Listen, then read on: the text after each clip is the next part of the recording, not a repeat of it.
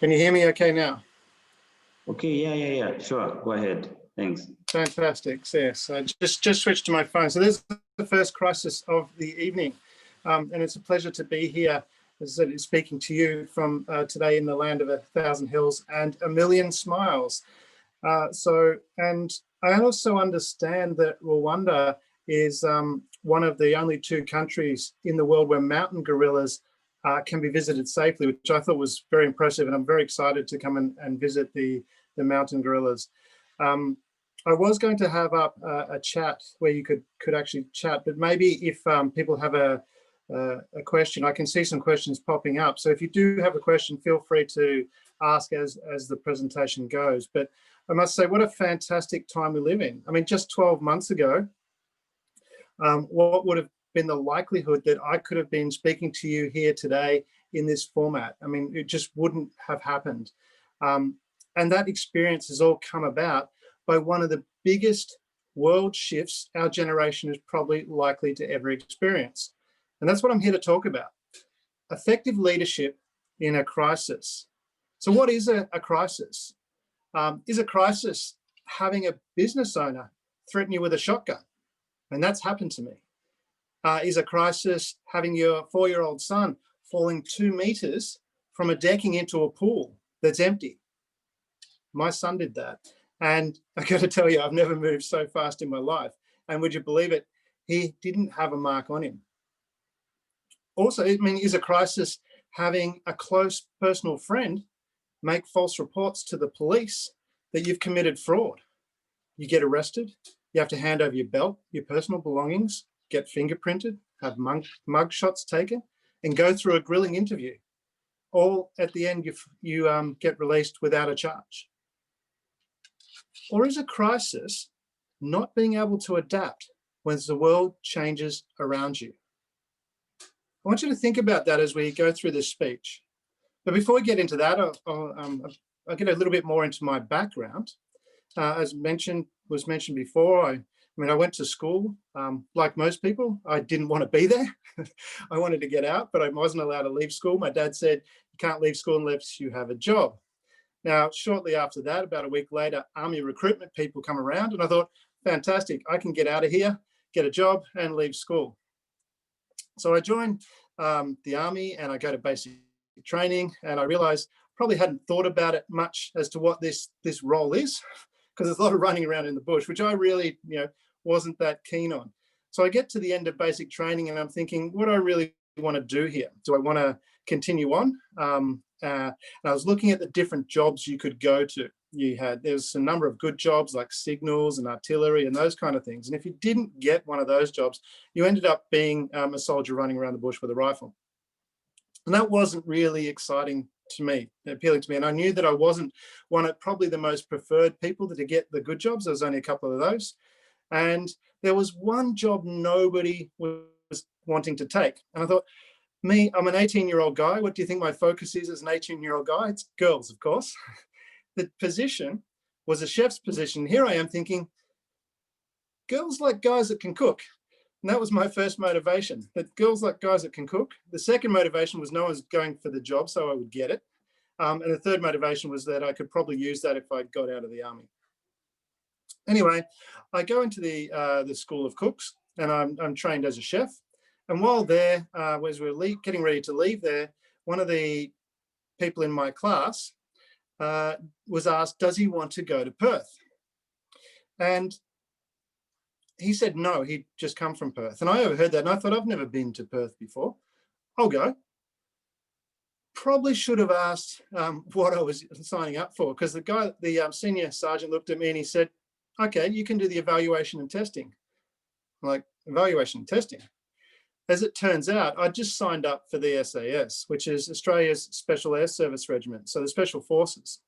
So I go to Perth, and I'm doing all the Special Forces things, jumping out of planes, rock climbing into caves, going down on submarines, doing all those type of exercises, having a great time, a lot of things that people pay for. And I must say, parachuting at night as you look around and you get this wonderful vista is just absolutely amazing, until you realize there's a ground that you're going towards and you can't really see where that is. because it's so dark. But it was a great experience. I did a lot of really exciting things, but then I realized, and I looked at people 10 years my senior, and I thought, that's not really where I want to be. I didn't know what I wanted to do, but I knew it wasn't, what I saw people 10 years my senior. So I left the army.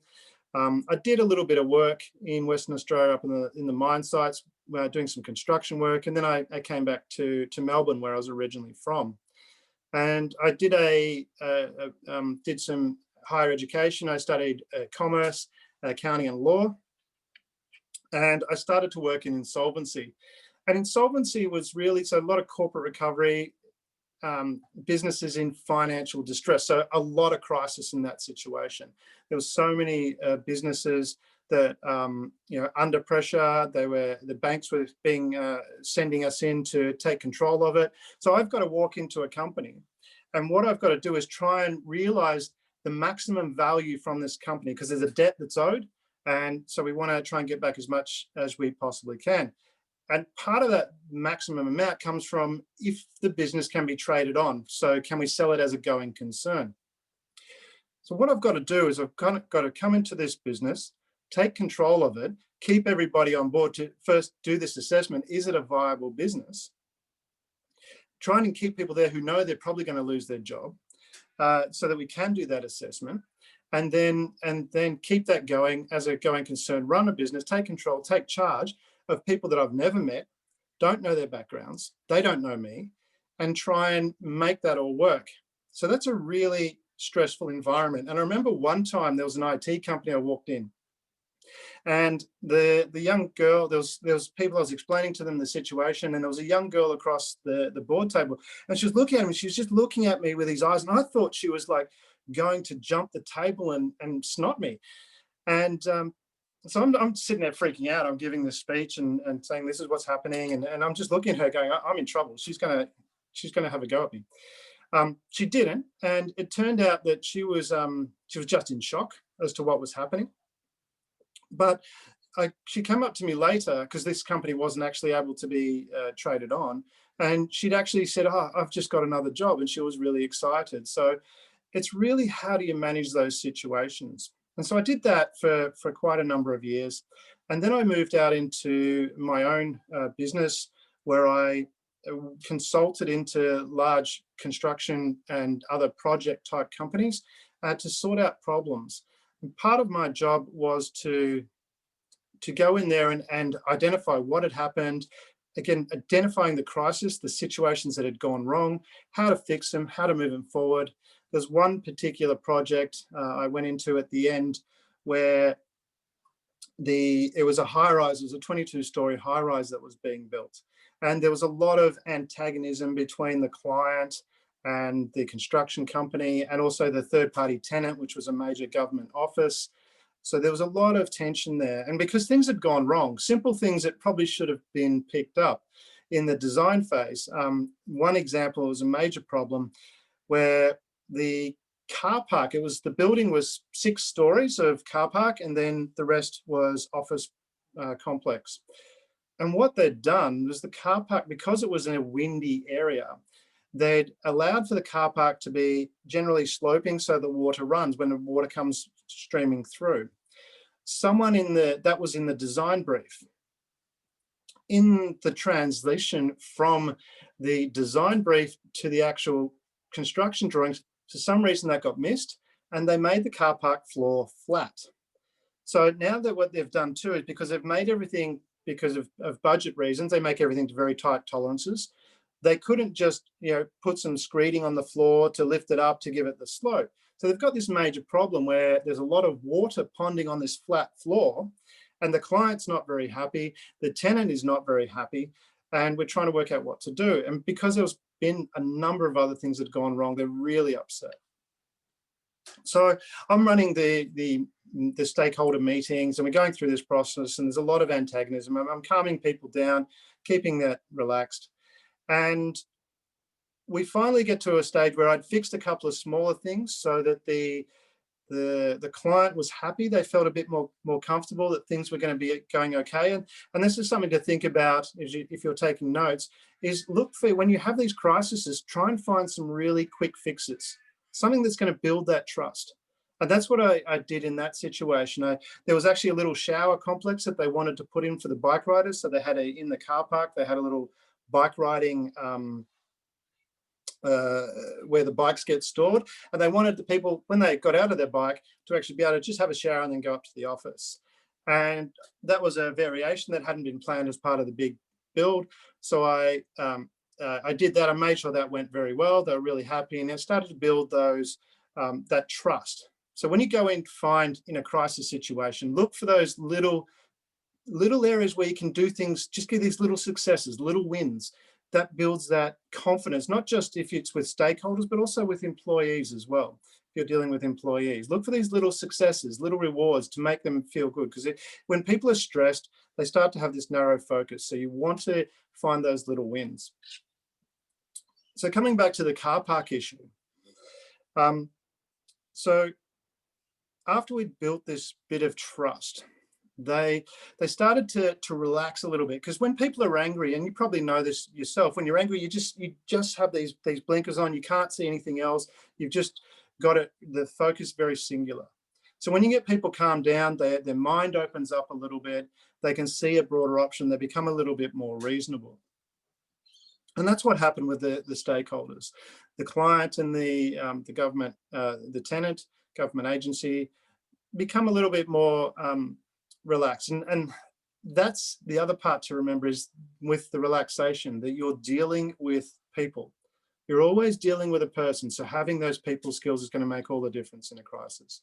So they started to relax. We're walking around the car park and they're going, well, you know what? It's really not that bad.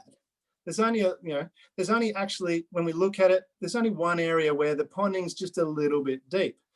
So we're back in the boardroom after having that walk around, and we're talking about it a bit more.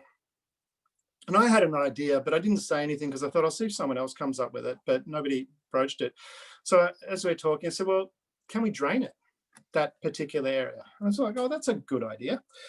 And so what we did, we pulled out the plans, and sometimes things just work out in your favor. We opened up the plans where this ponding was in this one spot in the car park. Below that, and the level below, there was a stormwater drain on the ceiling of the car park. So we cored a hole. This was going to be a $500,000. Well, the proposed solution was $500,000, but that wasn't going to work. So there wasn't really a solution. And it turned out what we did was we cored a hole where that was, tapped it into this water drain, and the problem was fixed, and it cost $4,500. So that's one of the things to think about when you're dealing with a crisis, is really keep people calm. So I've done that for quite a bit of time, working in that facility under my own banner, a number of different projects, different areas, different sectors within the different types of, from retail right through to IT, worked in businesses, improving those businesses, finding ways to make them better. One of the other things that I did after that was I decided that I wanted to have a bit of a break. I had some family things that I wanted to do, so I took a little bit of time off. And then I got a role. One of my my stepdaughter, she had a friend at school. His father was a large business owner, and he wanted to start a charity to help prevent domestic violence. And we were talking about that, and I said, oh, look, that's something that I'd be interested in assisting with. And I was just offering to help voluntarily. And I did that for a little bit. I was just helping him voluntarily set this up. And then his board said to him, the board said, well, look, if you're really serious about this, you're going to have to appoint a CEO and get this up and running. And so Frank turned to me and he said, look, are you keen to do this as a full-time role, and I'll pay you to do it? And I went, yeah, that sounds fantastic. So we got together with the board, and we spent quite a bit of time putting together everything we needed to do to build this foundation. It was a lot of really interesting research, got to meet some really exciting people. But what I found most interesting, the board, the chairman of the board, Greg Larson, who's a former managing director of BP, we were talking about expanding the board one day. We're sitting in the park, and I don't know what I said to him. I said something to him that upset him, because he turned to me and he very sternly said, and he gave me probably one of the second best piece of advice that I've ever had in my life. He turned to me and he said, Damian, we don't change who we are to suit board members. We find board members that are aligned with our purpose. And I thought, wow, what a wonderful piece of advice from a leader to me. I consider still an inspiring leader, or a learning leader. It's really important when you look at great leaders throughout history, they've been very focused on their purpose, what they do. And I'm going to get to more about that later, but that was, to me, a really important piece of advice, to really be certain about your purpose. And that's why I had my mission statement in there, because it really defines who you are and what you're about. And so that was a really powerful piece of advice that Greg gave me. And another piece of advice, the absolute best piece of advice that I've ever received, came from Greg as well. And I had a presentation to do, and it was in a new area that I wasn't sure about, I wasn't confident about. Well, I didn't feel confident about. And I was a bit worried about it. So I messaged Greg and I said, Greg, can we have a catch up? Because I've got this meeting coming up and I'm a bit worried about, what to do and whether I'm going to do the right thing and that kind of thing. And Greg had a thing. He was really, and he's a great mentor, because if you're ever a mentor for someone, it's a great thing to remember, is to not to be at their beck and call, to let them think about it. And that's what Greg did with me. Whenever I asked him some advice, he would never catch up with me straight away. He would always wait and make me wait a little bit so I had time to think about it. And I got, in response to my message, I got a message a day and a half later. And he wrote to me and said, I think it's the most powerful piece of advice that I've ever received. He wrote to me and he said, Damian, what I think you should do is back yourself that you will make the right decision. And I mentioned that because in a crisis, you really don't have a lot of time to think. You've really got to have that confidence in your decision making. And decision making is not something I think we're taught very effectively today. We're taught about, and I look at it from the analogy of my dad, because a lot of people today have a lot of opportunity. When I look at my dad, when my dad was growing up, it was always expected that you worked in the same company, you do this, similar sort of job. And my dad started in the local electricity generation company run by the government. He started as an apprentice and he did more work there, and he worked there his entire life. He didn't have that, that decision making, the ability to make a decision that wasn't expected. You just did the same thing.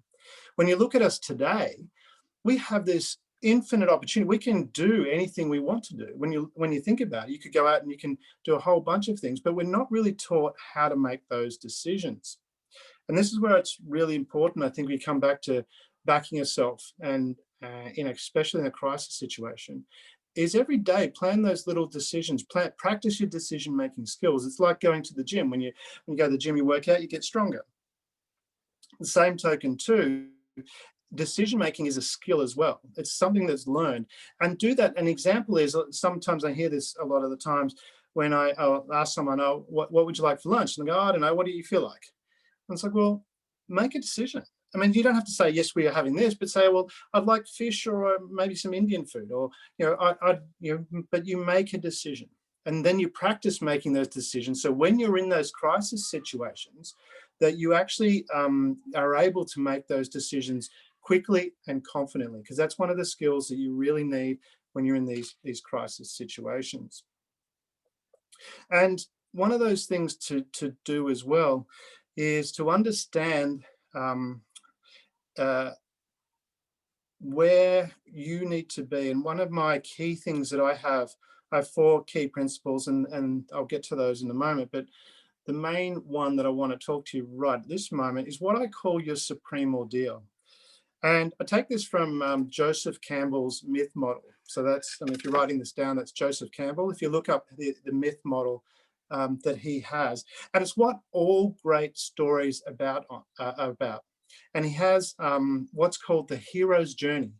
And any great movie that you've seen encapsulate that. Star Wars has the hero's journey. It has all the characters and the hero travels through that journey.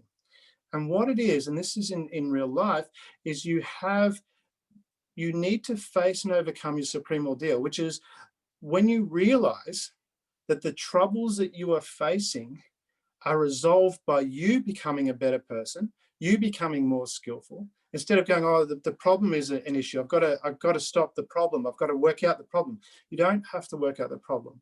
You've got to actually work out how you can be better, how you can gain some more skills. And then when you do that, when you actually stop fighting against the problem and realize the problem is just something that is there because you're not ready for it yet. And that's what the hero's journey is. And you look in the movie, the hero goes through the transformation where they realize, oh, actually, I need to do this. And all of a sudden, the problem resolves. And I deal this the way, probably the biggest challenge people have with that. And this is from Sophocles, if I'm mispronouncing that. He quoted, "It is a painful thing to look at your own trouble and know that you yourself and no one else has made it." And that's a really powerful thing to really understand, is that when you face and overcome your supreme ordeal, all of a sudden problems start to disappear. When you're in a crisis situation, if you have the skill to deal with that crisis situation, that crisis becomes less of a problem. And I noticed that a lot with a number of people that I deal with and work with. An example is a business owner that I know in Melbourne. He had a boutique jean manufacturing business. So he was making these high-end jeans for retail sector. Obviously, when COVID hit and all the retail stores shut, his business was dead. It's just stopped. There's no more sales. And what he did was he had to think about, well, what can we do? And he found a little niche area that was completely obscure to him before. What it was, and he didn't tell me how the actual initial conversation came up, so I can't reveal it because I don't know, but he was speaking to someone about, he said, about hospital scrubs. So the garments that they wear in the hospitals. And apparently there was an issue with them where the hospitals for a long time, obviously with budgetary constraints and things like that, people are always looking for cheaper. And that's what they've been doing. But now that it would just become common practice that they would buy the cheap hospital scrubs, they're almost disposable items. So they use them 1 or 2 times and throw them out. And he pitched an idea that maybe instead of going for the cheap stuff, let's build something high quality. And he did that with one of the major hospitals in Melbourne. He made this product. He showed them. Some people tried it. They loved it. What the nurses found is that when they took their scrubs home and they washed them, they hung them up and they were almost like they were ironed, and they were just lasting for such a long time. Much more so, there wasn't a 1 or 2 use thing and then throw them away. They were just lasting and still looking brand new. So all of a sudden the hospital's gone, this is fantastic.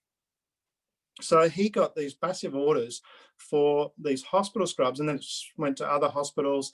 And now his business is actually busier than when he was selling jeans. So he's a boutique supplier, so he's not massive, but his business is now much bigger than what he was before the pandemic had hit.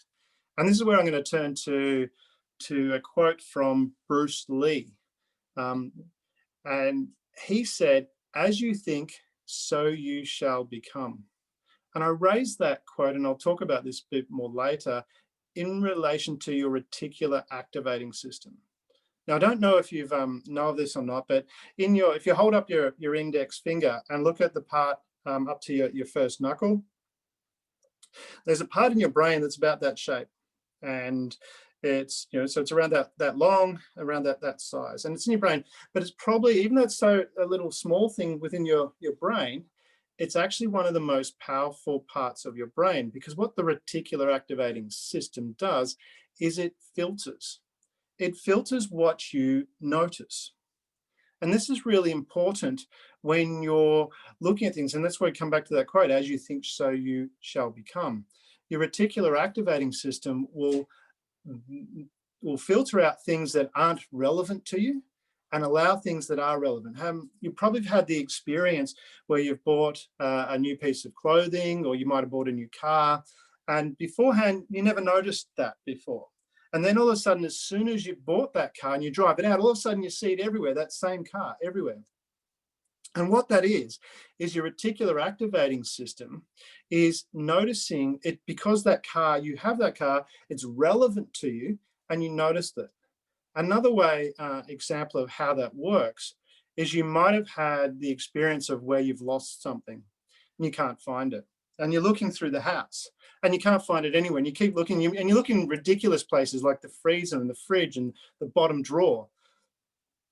And what that is again, and then you find it and it's sitting on the bench right in front of you, as it always was.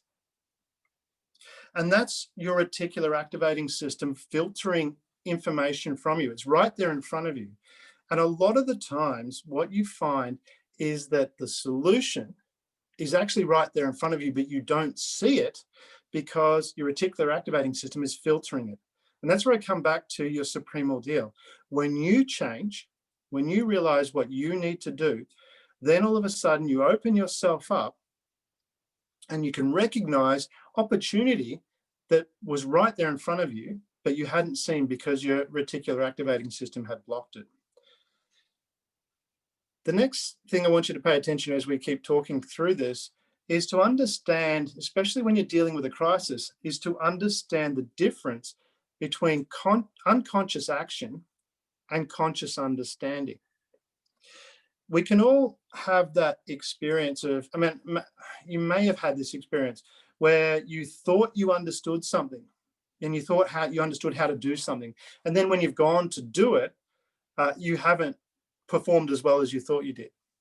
And same token too, you may have had the experience where you thought you didn't understand something. Then when you went to do it, you've performed fantastically. And this is what I want to highlight from that perspective, is to understand the difference between unconscious action and conscious understanding.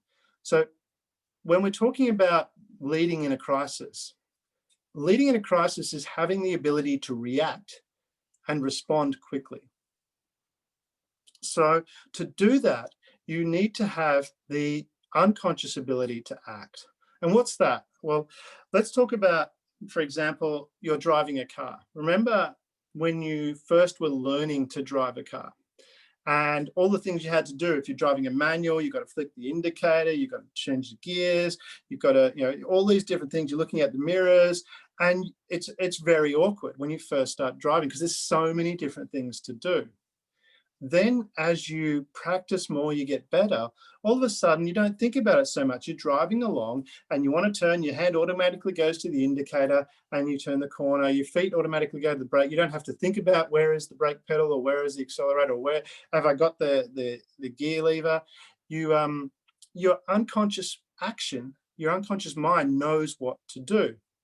And this is where, from that perspective, they use this in the military a lot. That's why the military do drills. This is how you make actions unconscious. Same token for star athletes. The reason they can do what they do is they're practicing constantly. And this is what you want to do to become good at. You want to take these skills, you want to be practicing, make a conscious effort to go, okay, I need to practice this skill. And to move something from a conscious action, a conscious thought, into what is essentially a habit, usually they say 28 days, but the reason they say that is it's usually around 28 times before it starts seeping from a conscious thought where you've got to consciously think about it to an unconscious action where it's sunk into your unconscious mind and it's becoming, it's something that happens automatically.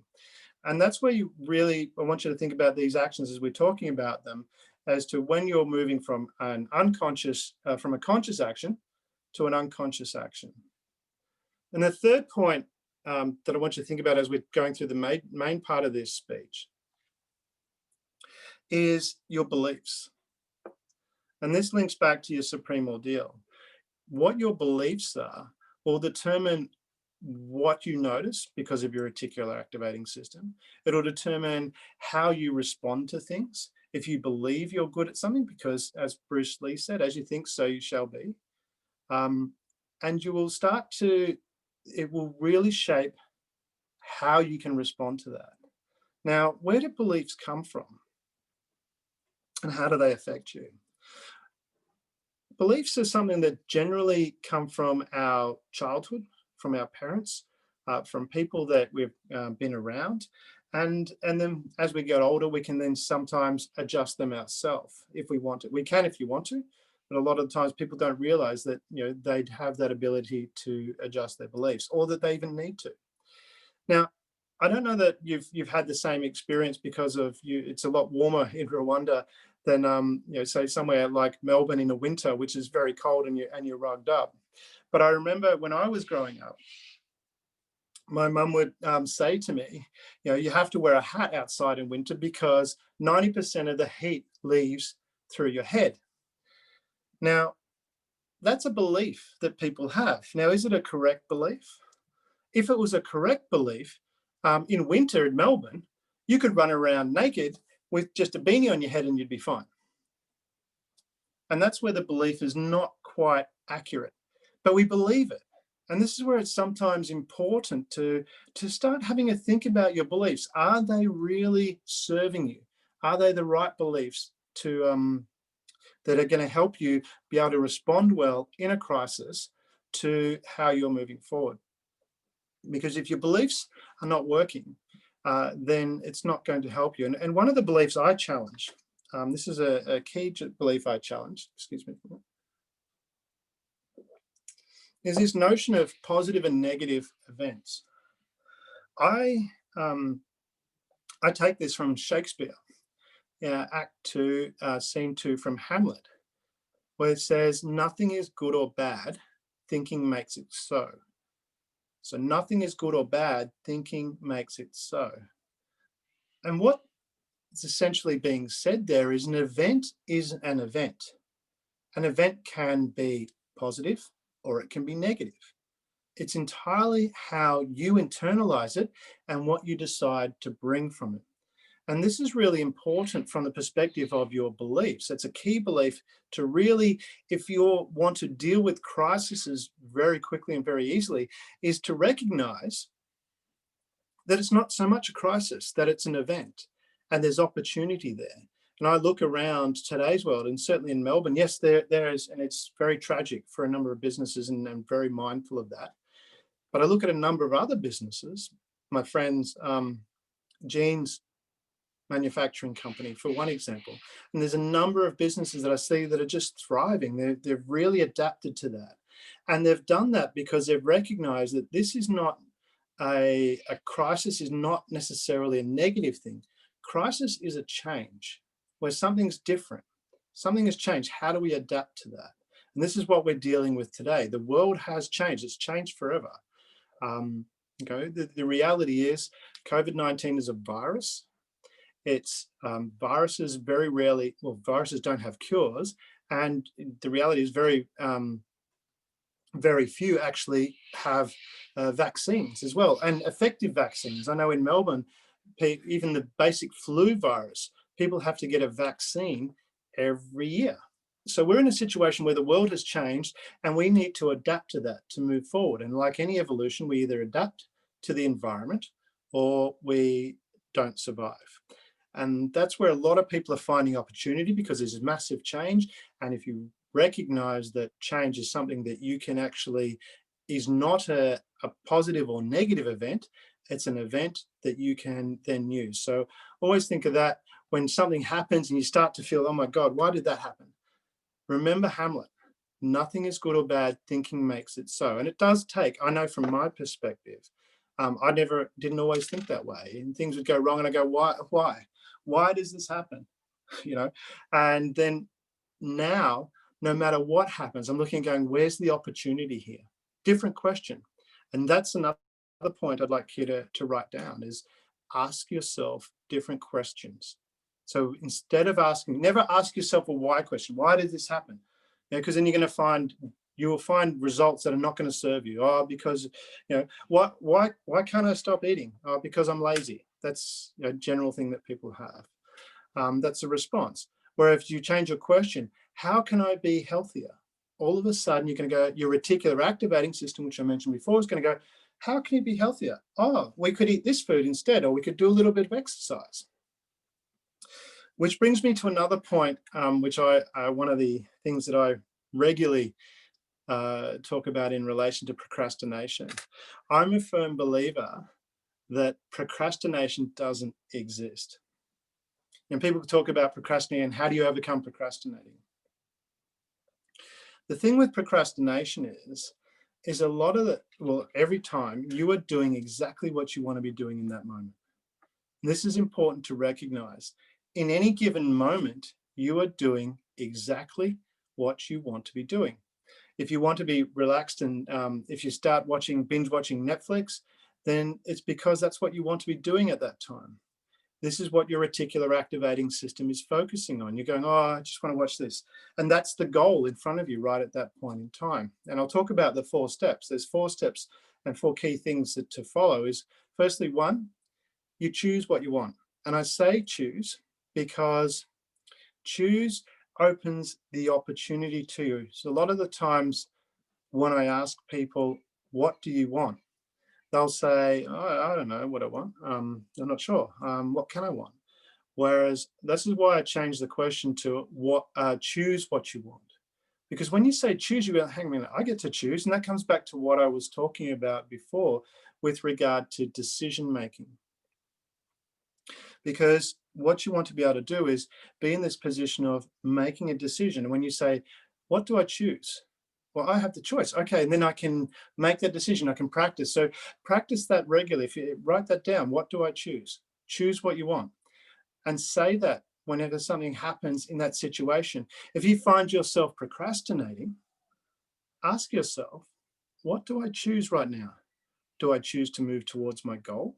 Or do I choose to relax?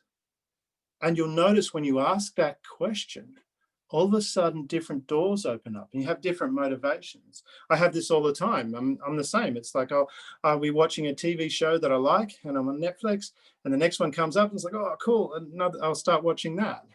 And then I go, what do I choose? And all of a sudden I go, well, I really, for my life, I want to work towards this goal.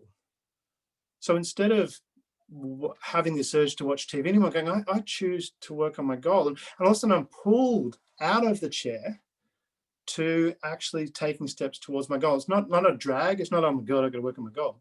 It's I'm drawn to it.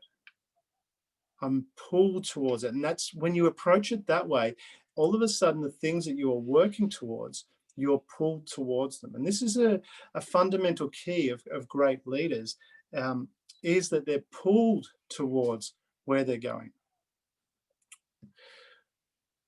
So, what is leadership? This is people call, we need more leadership. We've got to have more leadership. What is the leadership? Is that something that you can go and buy on the shelf? I haven't been to a supermarket that has leadership anywhere. I haven't been out into my garden, found some leadership growing on the trees. And this is where we kind of get a little bit, we misunderstand because we're not using the word correctly. And I'll put that in a different context. Has anyone had a relationship that hasn't quite worked out? And I think most of us have been in that situation where we're seeing someone and you're everything's going fine and everything's great, and then you wake up and there's a note on the pillow, and it's like, oh, and some of you might have left that note, and you say, oh, I haven't got a great relationship. That type of languaging is quite restrictive. I mean, because the thing is, you don't have a relationship. It's not a noun. what you actually do is you're relating to someone. So it's a verb, it's something you do. You're relating. And this is, when you think about it from that perspective, say this to yourself. Say, I have a bad relationship. And notice how you feel. Say, I have a bad relationship. Now try this. Say to yourself, I'm relating to someone in a way that doesn't produce results I want. So I'm relating to someone in a way that doesn't produce results that I want. And notice how you feel.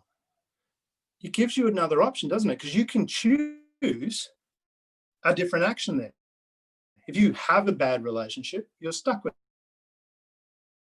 it. If you're relating to someone that's behavior, and this is really where it's important to understand in respect of leadership.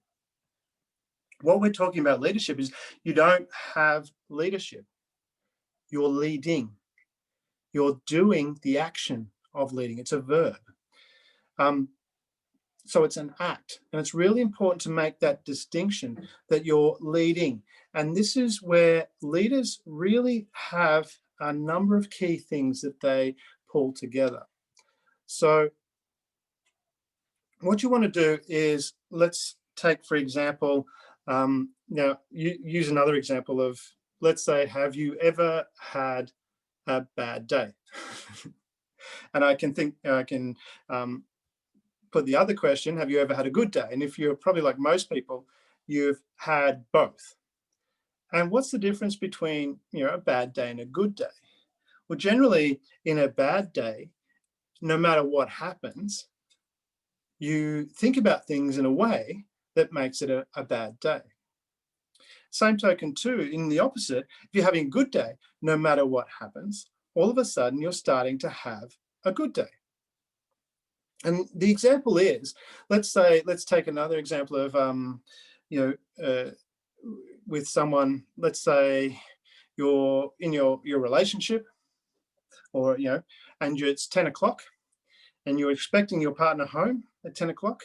You're expecting your partner home at 8 o'clock and it's 10 o'clock, they're still not home, you haven't heard anything. And in your mind, you start making pictures in your head and you start thinking, I bet they're with that person.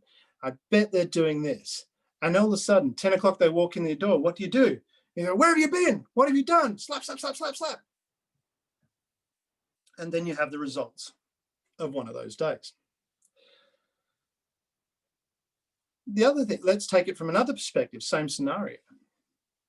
That the person, it's 8 o'clock, 10 o'clock, the person's not home, you're waiting for them. But in your mind, you're thinking, oh my God, you've got this image of them lying on the road because they've had an accident and the car's crashed everywhere and they're trying to move forward and they're screaming out your name, calling out your name, and it's trailing off into the distance.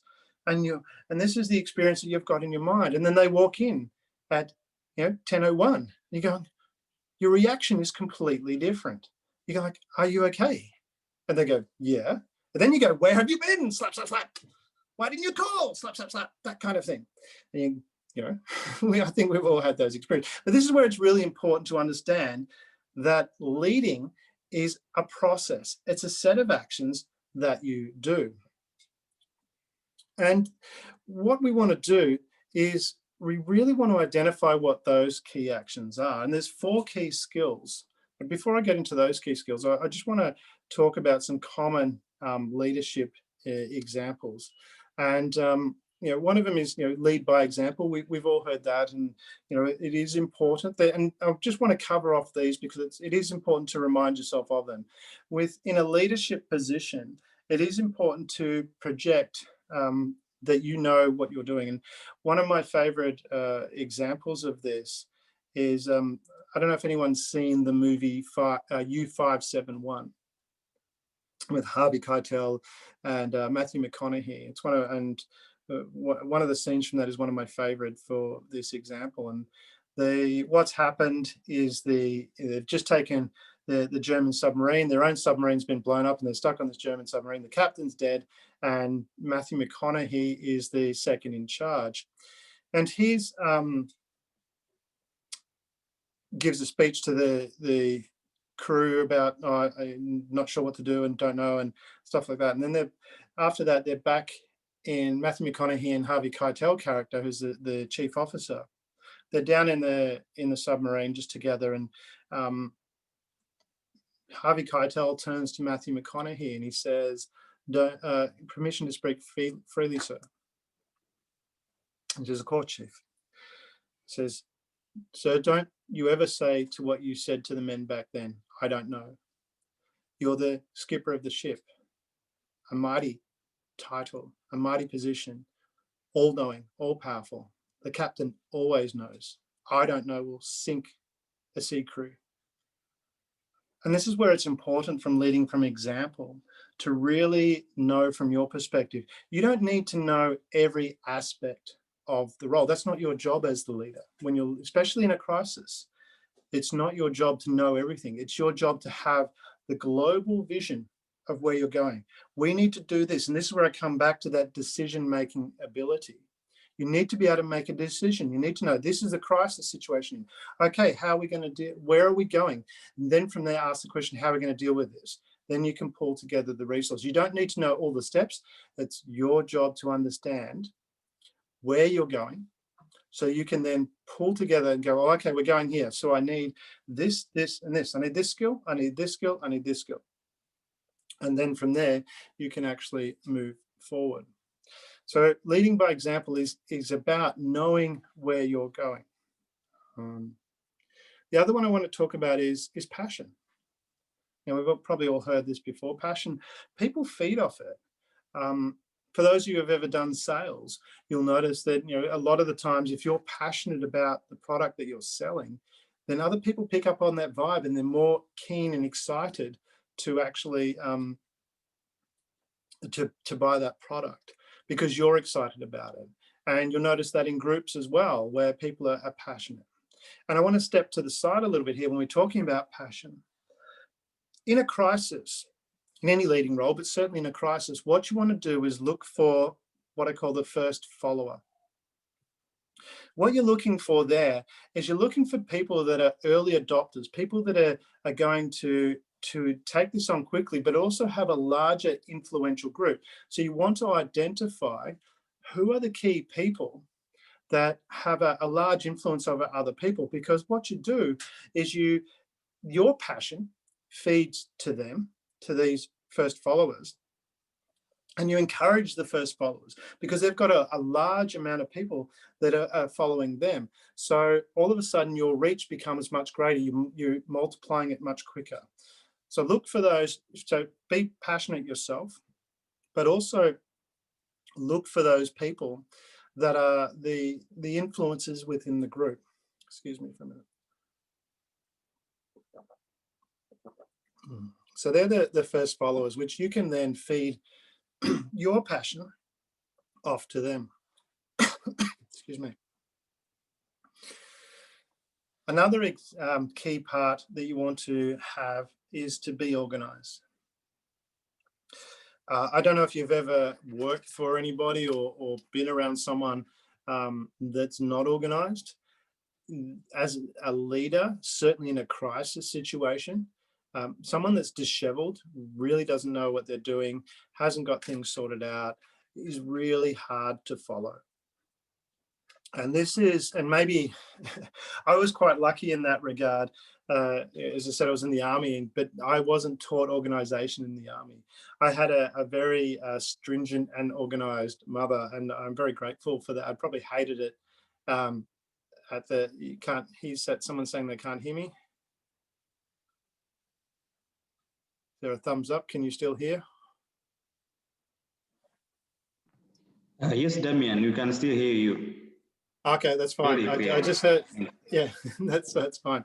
So, yeah, I had a very stringent mother, and what she would do, I even had to have, where I packed my clothes, I had a little section for the socks, and they had to be all stacked neatly. My underwear neatly, t-shirts, pants, everything had a place, had to be organized. And I don't think much of it as a child. It was just what I needed to do. But as an adult, I'm certainly now very grateful that we I had that experience, because being organized has made a difference. From my perspective, being able to go into companies, take control, and know the specific things I'm doing, because I could find things. I could find the things that I needed. I had the processes in place. That makes a huge difference to your ability to deal with things, to respond quickly when you've got to try and find things is really, really difficult.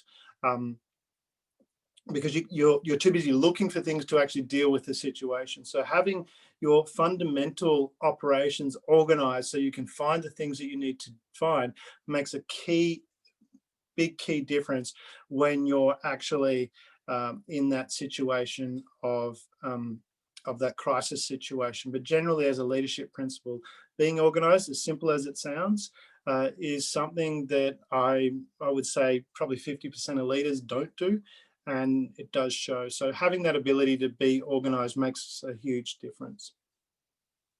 Another one, this is really hard for a lot of people. It was hard for me, is to delegate, because a lot of times we want to take control. We want to be in charge, and we want to make sure everything's done. So we're trying to do everything all at once, but we don't have that time, and we're certainly not maximizing the leverage. And this comes back to what I was talking about with the U571 movie of, with delegating, you don't have to, you want to have all, you need to know where you're going. That's your job as a leader. You set the vision of where we're going. You set how what we're going to achieve. That's your job. What you then do is find the different skill sets that you need to do for people that can fill those roles. And I remember reading about Henry Ford. Henry Ford there was an article written about him where he was said that he was incompetent and uneducated. And he sued the newspaper that wrote that. And in court, they're going through the process, and he's getting quizzed on his intelligence. And then he turned around and he says, well, what I've got is I've got a series of buttons on my desk where I can get any answer to any question I need to. And this is where, from your perspective as a leader, you really want to have that ability to delegate. You want to find those people that have the skills to fill the gaps. Again, you're the leader, you're setting the direction, you're making those decisions, and you set that direction. Then you find the key people to do that and let them go. And an example of that is another business owner that I know. He learned that the hard way. I mean, he was very successful. His business was turning over about 85 million. So it's not a small business. And he got really sick and he couldn't go into the office at all for about 5 months. And he was really concerned initially. Well, he was concerned, but there's not much he can do about it. He just couldn't get there.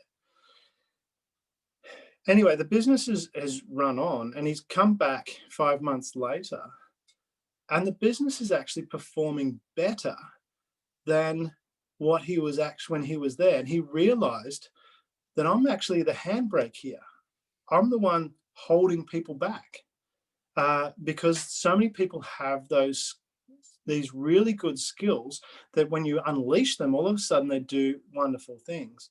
And this is really important, especially in a crisis, is to identify what are the key skills you need. So you have to make that decision. Where are we going? What do we need to achieve?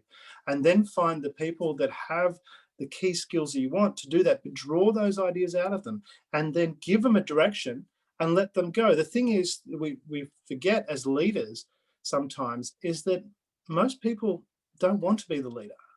That's not their goal. They want someone to give them a direction. And if you give them a direction with a clear understanding of what needs to be done, they will perform amazingly. And this was the case with my friend's business. He's now, well, before COVID kicked in, his role in the business, he gets obviously he gets reports and things like that. So he has a system where he gets updates of how the business is going. People report into him, and he can do that virtually now. And last time I spoke to him before COVID started, he'd just come back from a month and a half riding his motorbike around Mongolia. and the business is still performing fantastically because he's getting all the reports over the internet. He can give direction that way, but he's able to delegate. And this is where it's really important as a leader, certainly in a crisis, because in a crisis, you've got so many different things that you need to deal with, so many things that crop up, so many different skills that you might need. And you're not going to have all those skills. And the skill that you need to have is identifying what are the key people that you want, what are the key skill sets.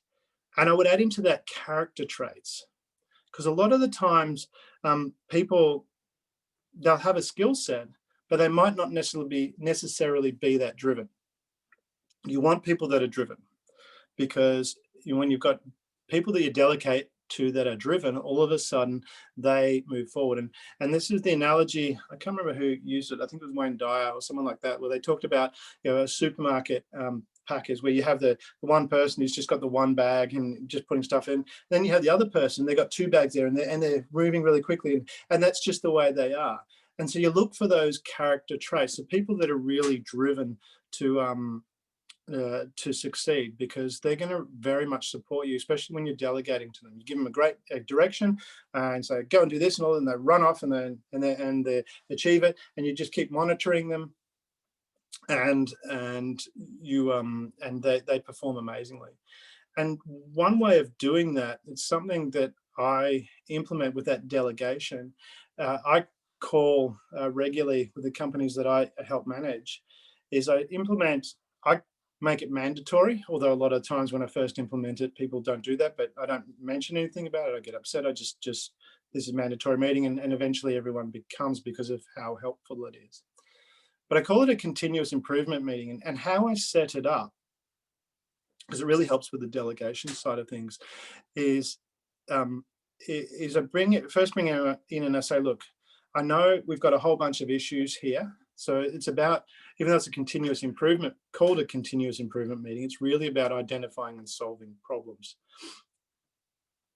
So the first time I go into a company and I set these up, I say, all right, organize a continuous improvement meeting. What it's about is solving your problems.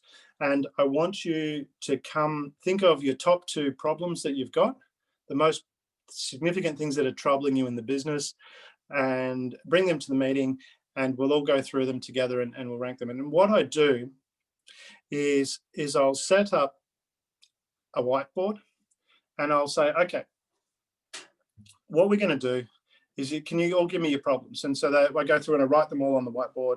And then on one side, so I split the whiteboard in 2. So I've got these things. So I've got this list, which is not organized. And then as a group collectively, I say to them, can we solve all these problems all at once? Is that realistic? And they'll all go no, because it's just not. I've never had anyone say yes, but maybe that will happen one day. But to date, no one said yes. Everyone said no, I can't solve that all at once. And so, well, what if we rank them as to what you as a group think is more important? And this is where you're getting their buy-in. Instead of telling them what is most important, you're getting them to choose. So as a group, we excuse me. So as a group, we go through, and so I've got the list on one side, and then on the other side, I put them in order, what they consider the priority. Once we've done that, I say, okay, now you all agree that we've all agreed that we can't solve these problems, but we've got them in order. How about we work on these top 2 and get those solved, and then we move to the next 2, and we keep going through that fashion. Does that work for everybody? And they were like, yeah, that sounds like a feasible plan. And what I actually found by accident, because I wasn't planning on this, but what I noticed after implementing that was people stopped complaining, because their problems were being heard. And not only were they being heard, but there was action to be taken, because most people I think most people are reasonable. So what I found was they, would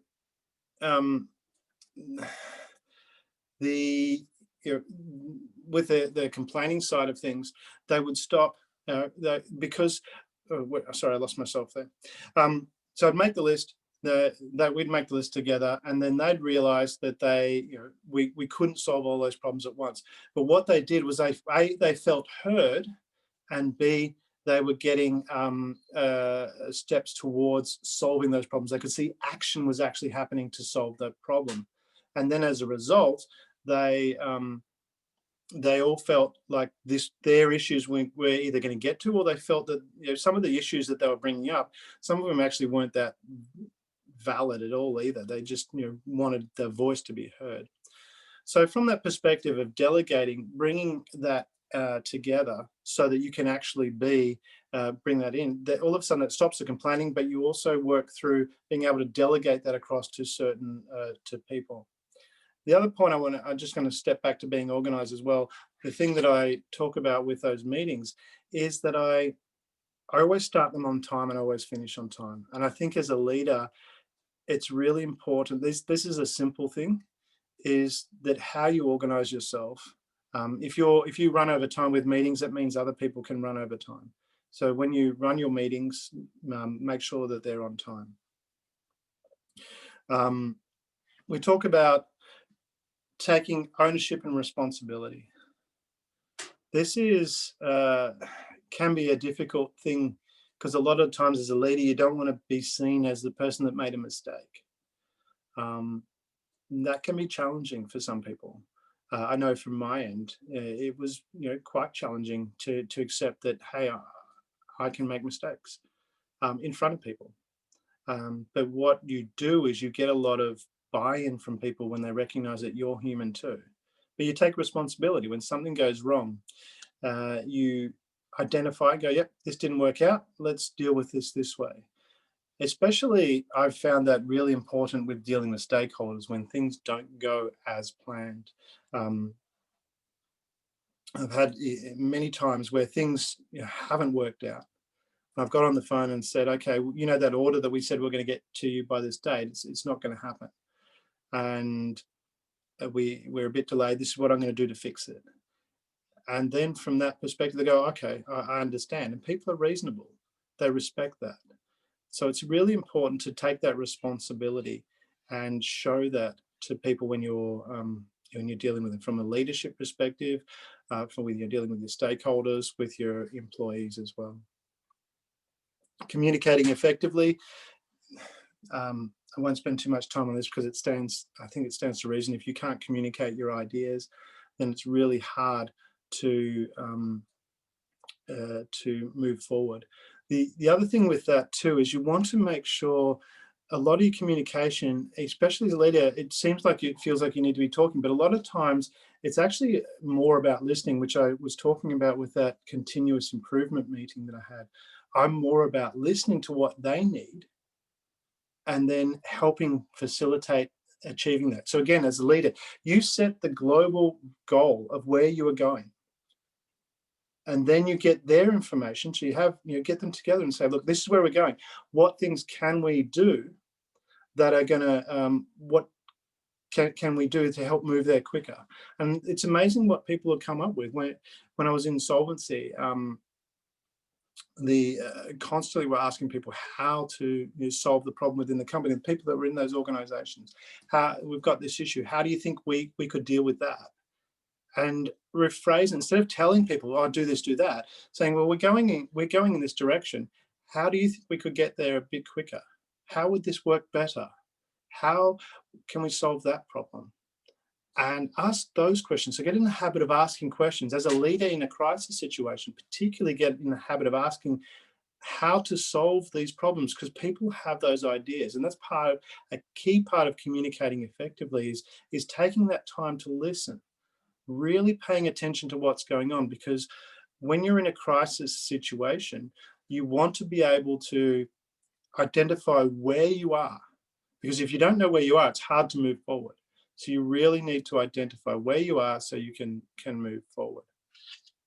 And that's part of that communication, asking questions, listening, paying attention to what's going around you, paying attention not just to the, this is a little bit off topic, but not just to what the people are saying, but also having that learning some understanding of body language and people skills and rapport skills. one of the things that can help, and I said this is slightly off topic, but a key thing with rapport is people like people that are like themselves. And at an unconscious level, a lot of times people, and I'm going to give this a bit of a summary, but a lot of times people don't realize, you've had that experience where you like someone, you met someone and you just like them instantly. You just have this connection and you relate to each other and you understand each other, and it's just like you've known each other forever. And you've probably also had the opposite of that, where you've met someone, something that just doesn't quite gel, doesn't quite connect.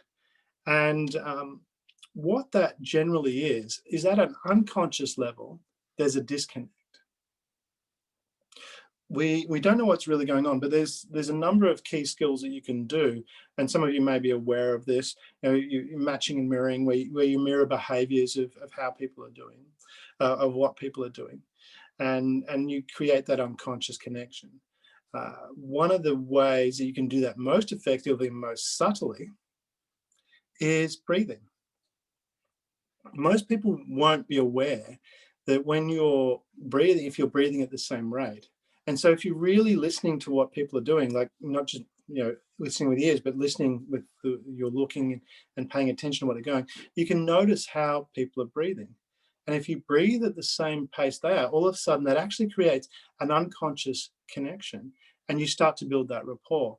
So that's a really good skill to have when you're communicating with people, is to pay attention to how they're breathing. And a side tip for in your personal relationship, when you're having special time with that special someone, pay attention to your breathing while they're breathing, and match their breathing and notice what happens. So that's it's very off topic there, but it's something that helps with relationships a lot. Being brave and honest, stands to reason. You need to be honest. And I can say that and humbly say that from my own experience in my younger years. I probably wasn't the most honest person in the world sometimes. And it doesn't work. It really doesn't. You have to be honest. You have to operate that way certainly in today's world. News travels fast. Reputations move very quickly, so you really need to be have the bravery to be honest. When something's not right, say it's not right. Own it, and it makes a huge difference. And the last one of these key fundamental tips is to know your people. Get to know them. You need to distinguish too, when you're getting to know them, is that always maintain that position of leadership. There has to be that boundary. You're not everybody's friend as a leader. That's not your role. I look at that from my position as a father, and that's why I have it in my profile. It's because to me that's a leadership role. I'm my son's leader, and I play with him. We have a lot of fun, but I'm not his friend. I'm his dad. I have the same relationship with my dad. He's not my dad is not my friend. My dad is my dad. And the same with my son. And it's the same in a leadership position. You want to get to know your people, understand them, but there's always got to be that line that, because especially in a crisis situation, you want to be able to distinguish between, you need to do this now,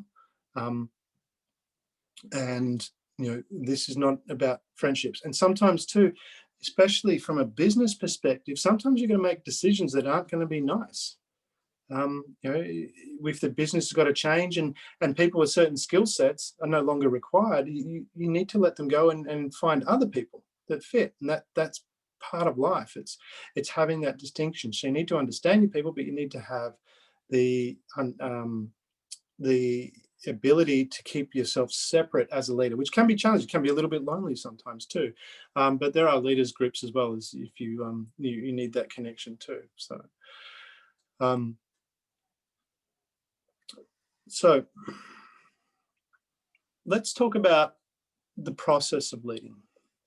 So whenever someone excels at a particular skill or ability, there's an underlying structure to that skill and ability. And masters, and we're talking about peak performance here. So if you're really going to lead in a crisis and you're going to be a top leader, they utilize themselves in a way that allows them to achieve consistent results. So if they're consistently leading well, there's a structure to what they do. And some people call it intuitive. Some people say it's innate wisdom, but really there's a structure behind it. And at the end of the day, to perform any skill or ability, an action is required. It's a set of behaviors that is usually undertaken in unconscious action, which we talked about before. So it's a set of behaviors that if you were to ask many of the peak performers of, you could ask great leaders, how do they do what they do? They usually don't know. They couldn't tell you because they don't do it consciously. A lot of the times they haven't actually learned this. It's just something that they have learned it, but they weren't consciously aware of learning it. And there's a procedure and a process in their unconscious mind as to how they achieve these things.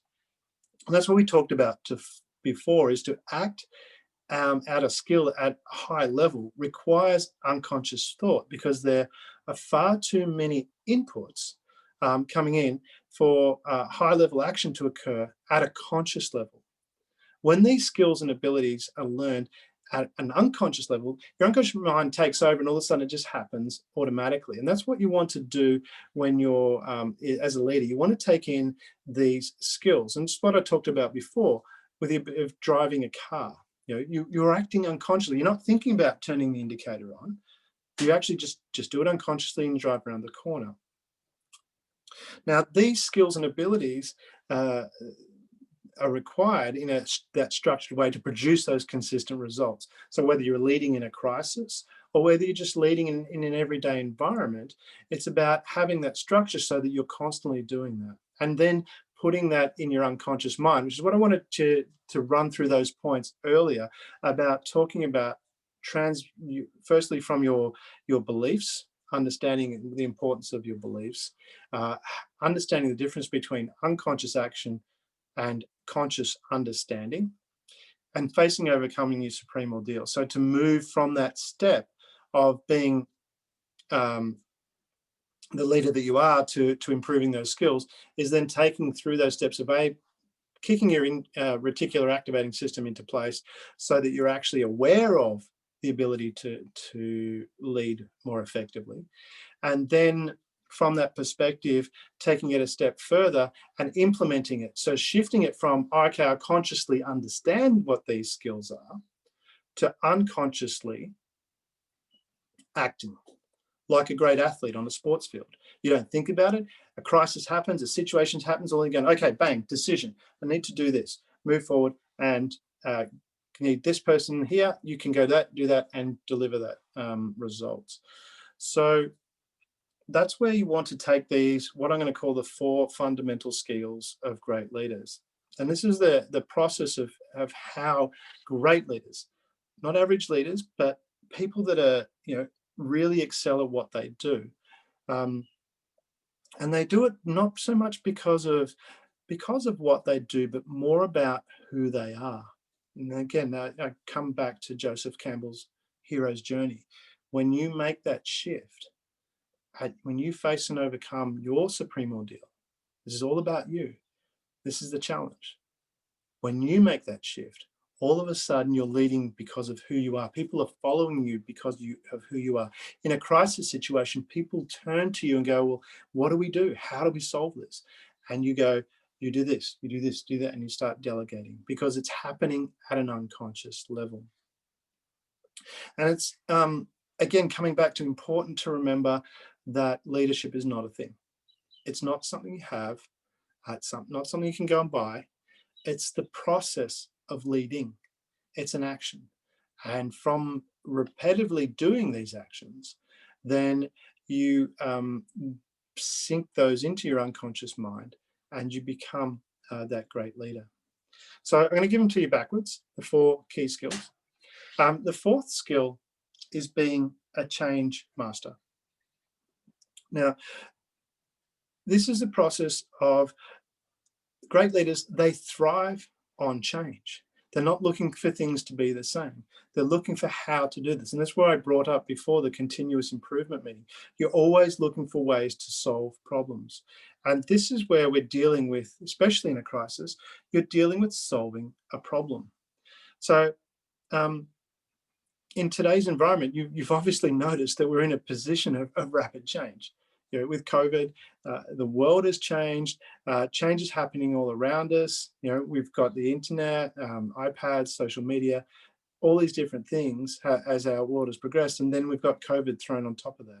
And how we operate in today's world is changing quickly. And this is where you want to be in that habit of being able to thrive on change, understanding that change is happening all around you and all the time. And you need to stay in front so that you can continually adapt. And the process of staying in front is identifying, asking those questions. Well, how can we improve? Asking the people around you, what problems are you facing? Look for the problems. Coming back to Hamlet, nothing is good or bad. Thinking makes it so. What are the problems you're facing? They're not problems. These are opportunities. These are things of how can we do things differently? Because if you adapt and change and do it differently, if you're in a business, you're going to stay ahead of your competition. Elon Musk is a great example there. When you look at how Tesla operate, they are constantly improving. When the fundamental things of what they do is if they find an improvement, they implement it straight. They have a strategy of implementing it. So they go through their meeting, they have people that identify things, they bring it in and go, well, this is how we solve this. Let's put that into production, and they implement it. So they have a system of constantly adapting to change. And that's why I would really encourage you to think about implementing some sort of process of that continuous improvement meeting, because what that does is it identifies these problems up front. And from that, you can then adapt to that change. Because understanding and dealing with change is vitally important, because in life, there's a birth, life, and death of everything. And you turn to nature and you see that. We're born, we live, we die. And it's the same for everything.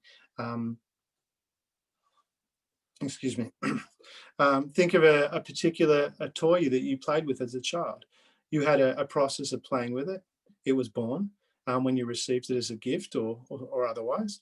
The life of the process of playing with that toy lasted until you no longer got excitement from playing with the toy.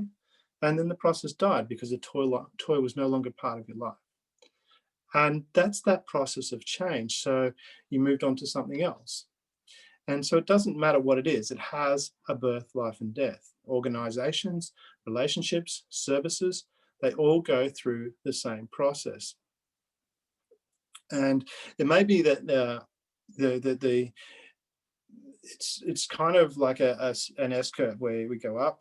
Oh, you probably can't, I don't know if you can see this because it, the first phase of is the birth phase, and the characteristic of this phase is generally when there's times of chaos and confusion. Now, take for example, does anyone remember your first day on the job? You know, there's lots going on and lots to take in, and who do I report to? Who reports to me? What are the politics? Initially, there's lots of new information to take in and to process and to understand, and that itself. Think about that and how that made you feel. A lot of the times that's uncomfortable, and we tend to move away from things that are uncomfortable. And this is why people tend to avoid change, is because they're moving away from it. They're being pushed away from it. So they'll move, when change happens, people naturally want to avoid it. Whereas great leaders are the opposite. They thrive on change. They're excited by change. They see it as an opportunity. This comes back to your mindset, your reticular activating system, that you have faced and overcome your supreme ordeal because you personally recognize now when something happens, when there's a change that happens, when I'm feeling uncomfortable, that's actually an exciting thing because it's an opportunity, because your vision is different, how you're thinking is different. And that's what makes the difference in between an ordinary leader and a great leader. A great leader will have that feeling of, oh my God, this is different. That's an exciting thing. It's an opportunity to grow. So because there's a lot of opportunity of change going on that needs to be processed, and it needs to be understood, and it needs to be acted upon. So we have these uncomfortable feelings. And it's the same when we start a new business, or we have a crisis situation. You know, you've got to adapt. All of a sudden there's all these different things going on, and you've got to respond to that. So, and if you responding to that in a way that's not effective, then you're not going to deal with it well, because you're not excited about it. Now, the phase 2 of the change process is that things are going really well. So, you know, we've dealt with the crisis and we're moving forward, and we're traveling along, and everything's going well. This is great. Life is good. And this is phase 2 of the change process, the birth, life, and death. We're in the life phase, and things are good. It's a time when everything starts to work. So you'll notice in that situation that it's smooth, the systems fall into place, life is good, and everything's starting to work really well. And you're learning, you're growing, you're making profits if you're a business, and it's all happening smoothly, and you're feeling good. And then all of a sudden something happens, what we lovingly call when we hit the wall, or sometimes, as has been the case this year, the wall hits us. And a lot of times people, you know, they've moved point, you know, in a business, you might have moved past the point of maximum yield and started to head towards phase 3. And that's where things don't work so well anymore. All of a sudden, you know, the organization that's been producing a product or service over and over suddenly find that its customer base is no longer as big as it used to be. A lot of people are experiencing that at the moment. All of a sudden the competition steps in and they take a bit of market share, or the employees are more disgruntled, especially in this time of environment. People get disgruntled quite easily, and you need to be able to lead that. And people start to wonder what's happened. The life is good phase is no longer over.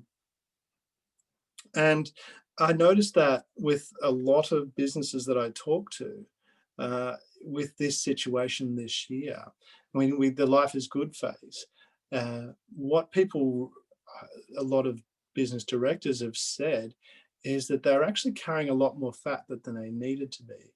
An example, a friend who has an accounting firm, he has an accounting firm, it's 120 people.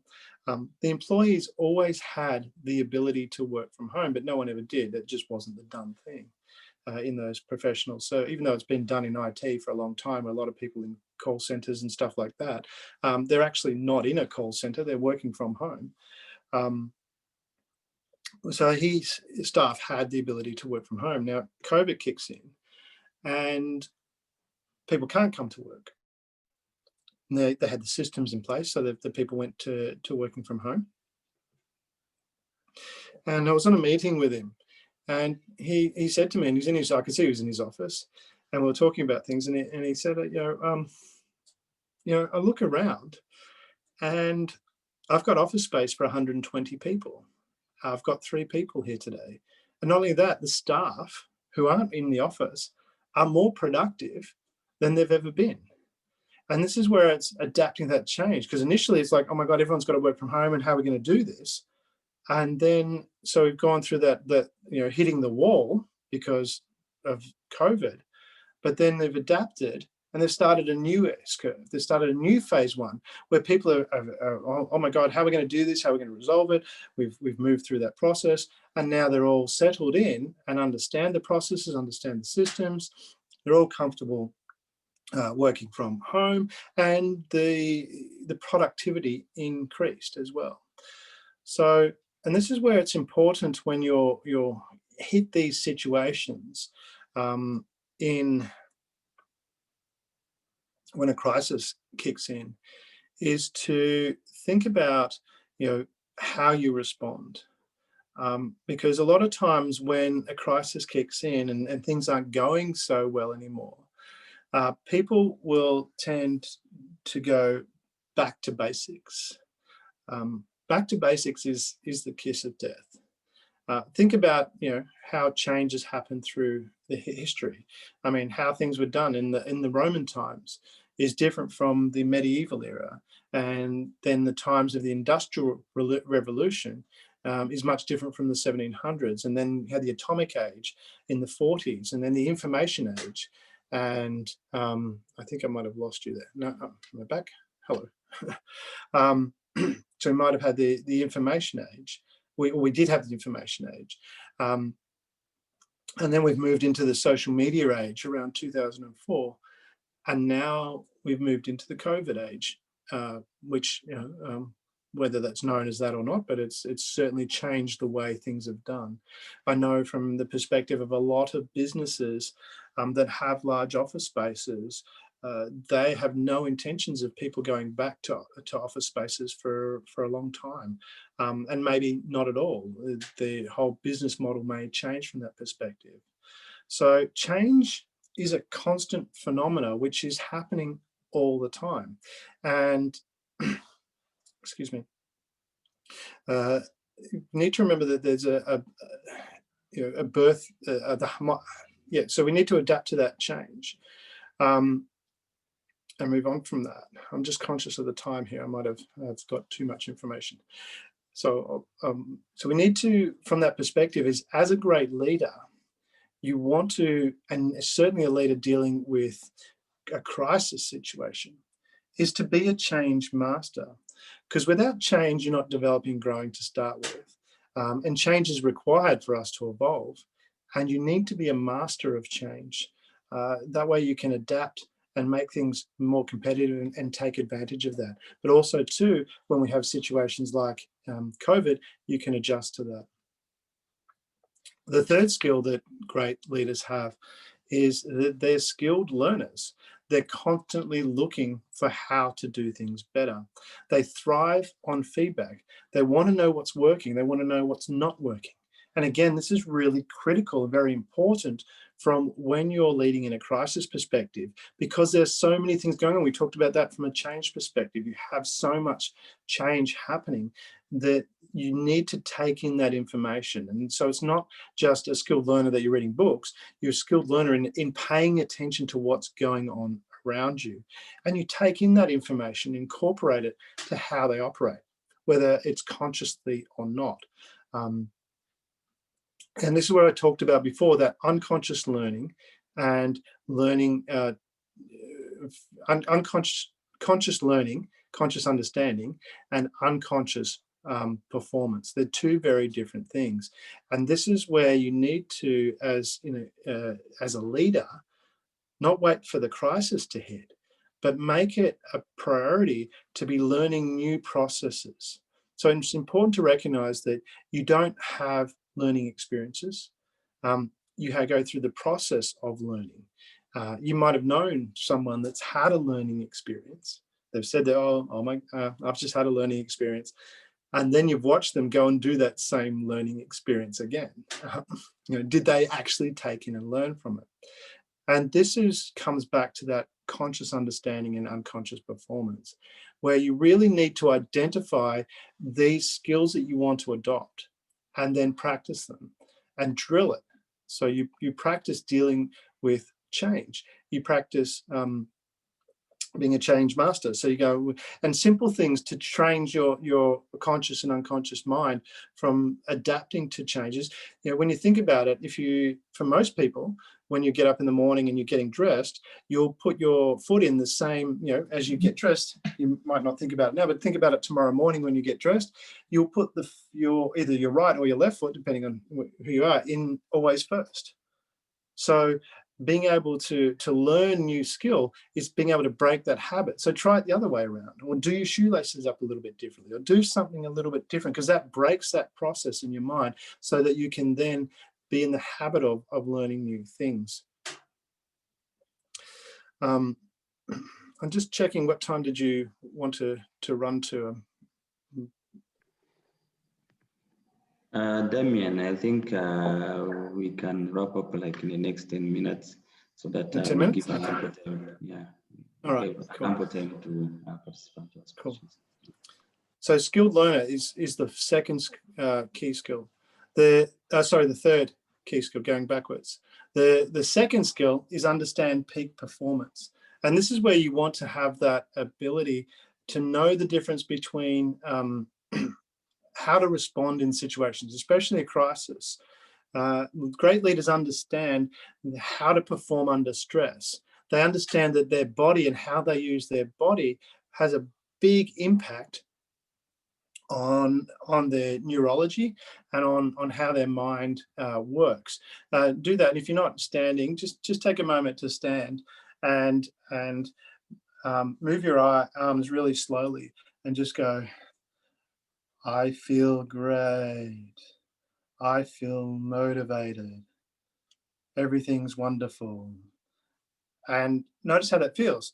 Now do it with a bit of snap. I feel great. I feel motivated. I can do things. Having that attitude, when someone comes in and goes, this has happened, if you start going, oh my God, how am I going to deal with that? If you react that way with your body, you're not going to be able to produce the result very well, because you just cannot perform in that position. Whereas from a great leader perspective, and certainly in a crisis situation, they've got this understanding of the mind-body mastery. They understand how to use their neurology so that they can then utilize that energy within them. And one of these things that I found is a big difference from my perspective. I have, and you notice I'm standing, I have a sit-stand desk, just out of that habit, because I find that, when I'm standing up, I'm a little bit more alert, a little bit more focused. And it's understanding when situations happen and teaching yourself.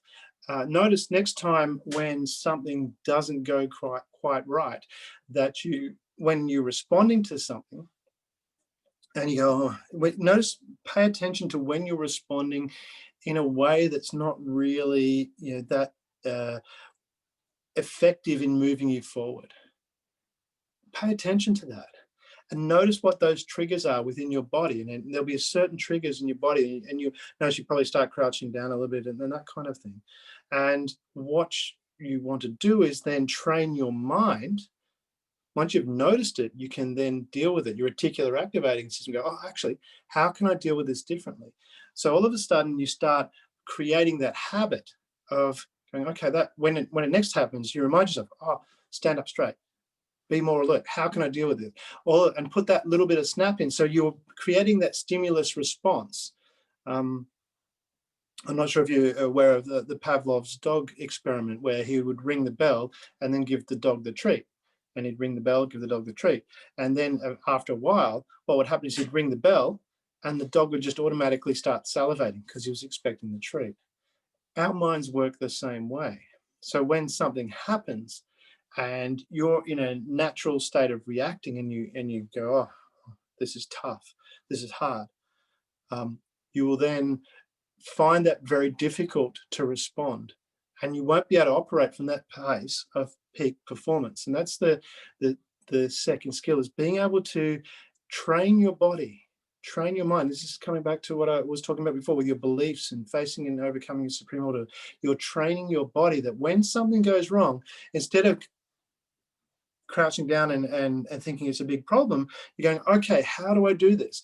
And as a leader, that you're bringing that in so that you can adapt immediately and solve the problem. Like a great athlete, leadership, having the ability to lead is a skill like a great athlete, where when something happens under peak performance, you respond in a way that brings that that effective result, so that people follow you and go, okay, this has happened, snap, you go, bang, decision, because you practice your decision making that we talked about before. I need this, you've listened, you understood, okay, this is what's happening, now I can make the decision.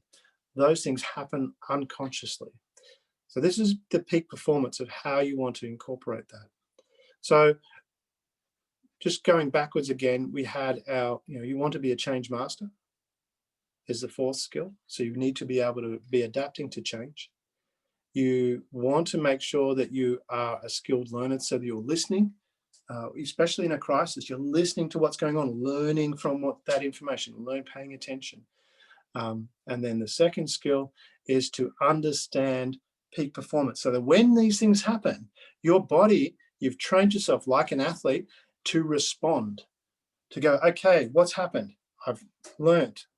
I'm comfortable with change. I've now listened and I'm responding to that. And because I'm upbeat and moving forward.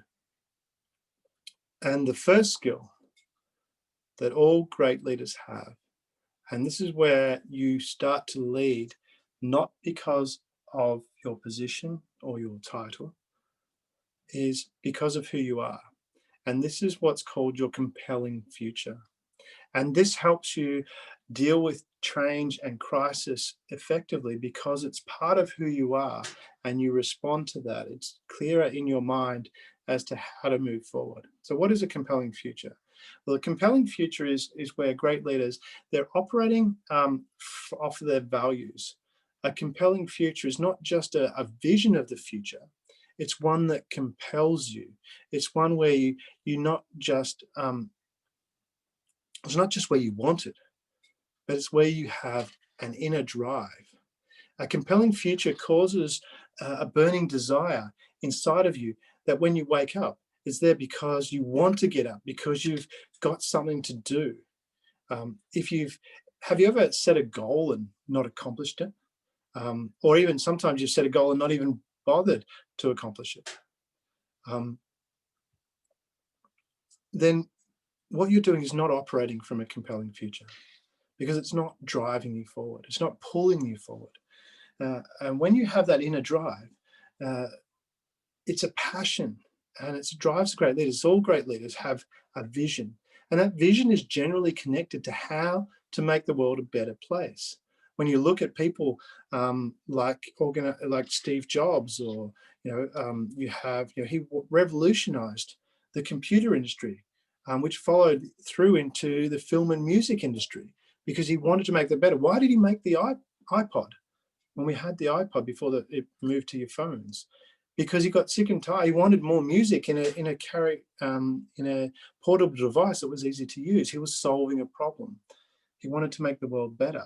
When we think about Facebook, it was driven by a compelling future of Mark Zuckerberg to change the way we communicate, to allow people to communicate in a different way. He had this vision of the future.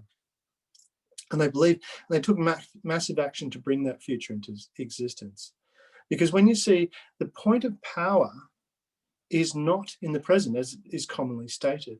The point, the present is the point of choice. So at this moment, we have that choice. And I talked about procrastination before.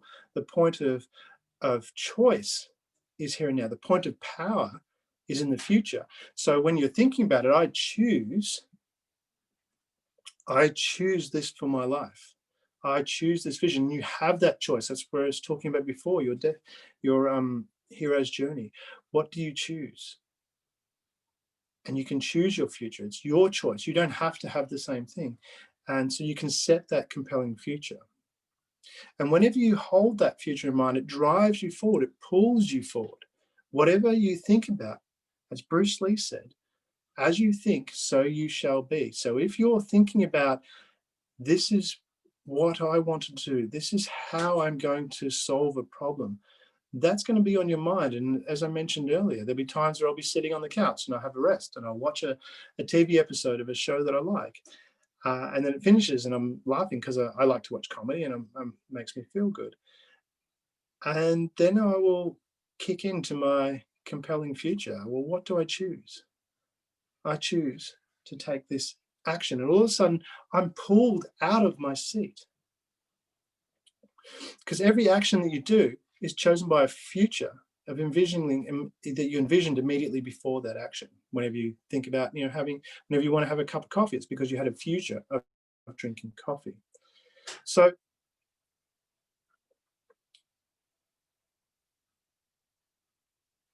what is the future for you? Deep down inside, what do you believe is right for you? How do you want to shape the world a little bit better? Because when you talk about dealing with a crisis, it's driven from, how do we solve this problem? When we come back to my friend who had the jeans business, he wasn't in the jeans business. He was in the business of solving problems. So, and his problem that he was originally solving was the problem of people wanting to have some high-class jeans that they could wear. But then when the crisis hit, his vision was still to help the world. How do I help the world? Well, what the world needs, well, in Melbourne, they needed high-quality hospital scrubs. So he had this vision to drive him forward and deal with that crisis situation. And how do we implement that? Well, I talked about your beliefs. You need to make sure that your beliefs are, because if you don't believe it, it's not going to happen. You need to practice these skills, practice dealing with change, practice learning, paying attention to what's going on, not just reading a book learning, but learning by listening to what's happening around you. You need to practice by changing your physiology, understanding peak performance, that when something happens, when a change happens, you react in a way that brings you more energy as opposed to being drawn down. So you react positively and you move forward in that way. And that is all driven by this unconscious, compelling future. And you do that because you've faced and overcome your supreme ordeal, because you recognized that it's not the outside world that needs to change. The crisis is not outside of you. When you look at the world is changing. The world is constantly evolving. Sometimes it's going slowly. Sometimes, as we've experienced this year, change happens very quickly. What helps you adapt to a crisis, to lead well in a crisis, is your ability to recognize your supreme ordeal. And as you said before, it's a painful thing to look at your own troubles and know that you yourself and no one else has made it. Because if you can't adapt in a crisis situation, it's because you haven't learnt the skills and the ability to move forward. So take those things on board, adapt, change, and deal with crisis, because it's an opportunity to move forward. Thank you for having me.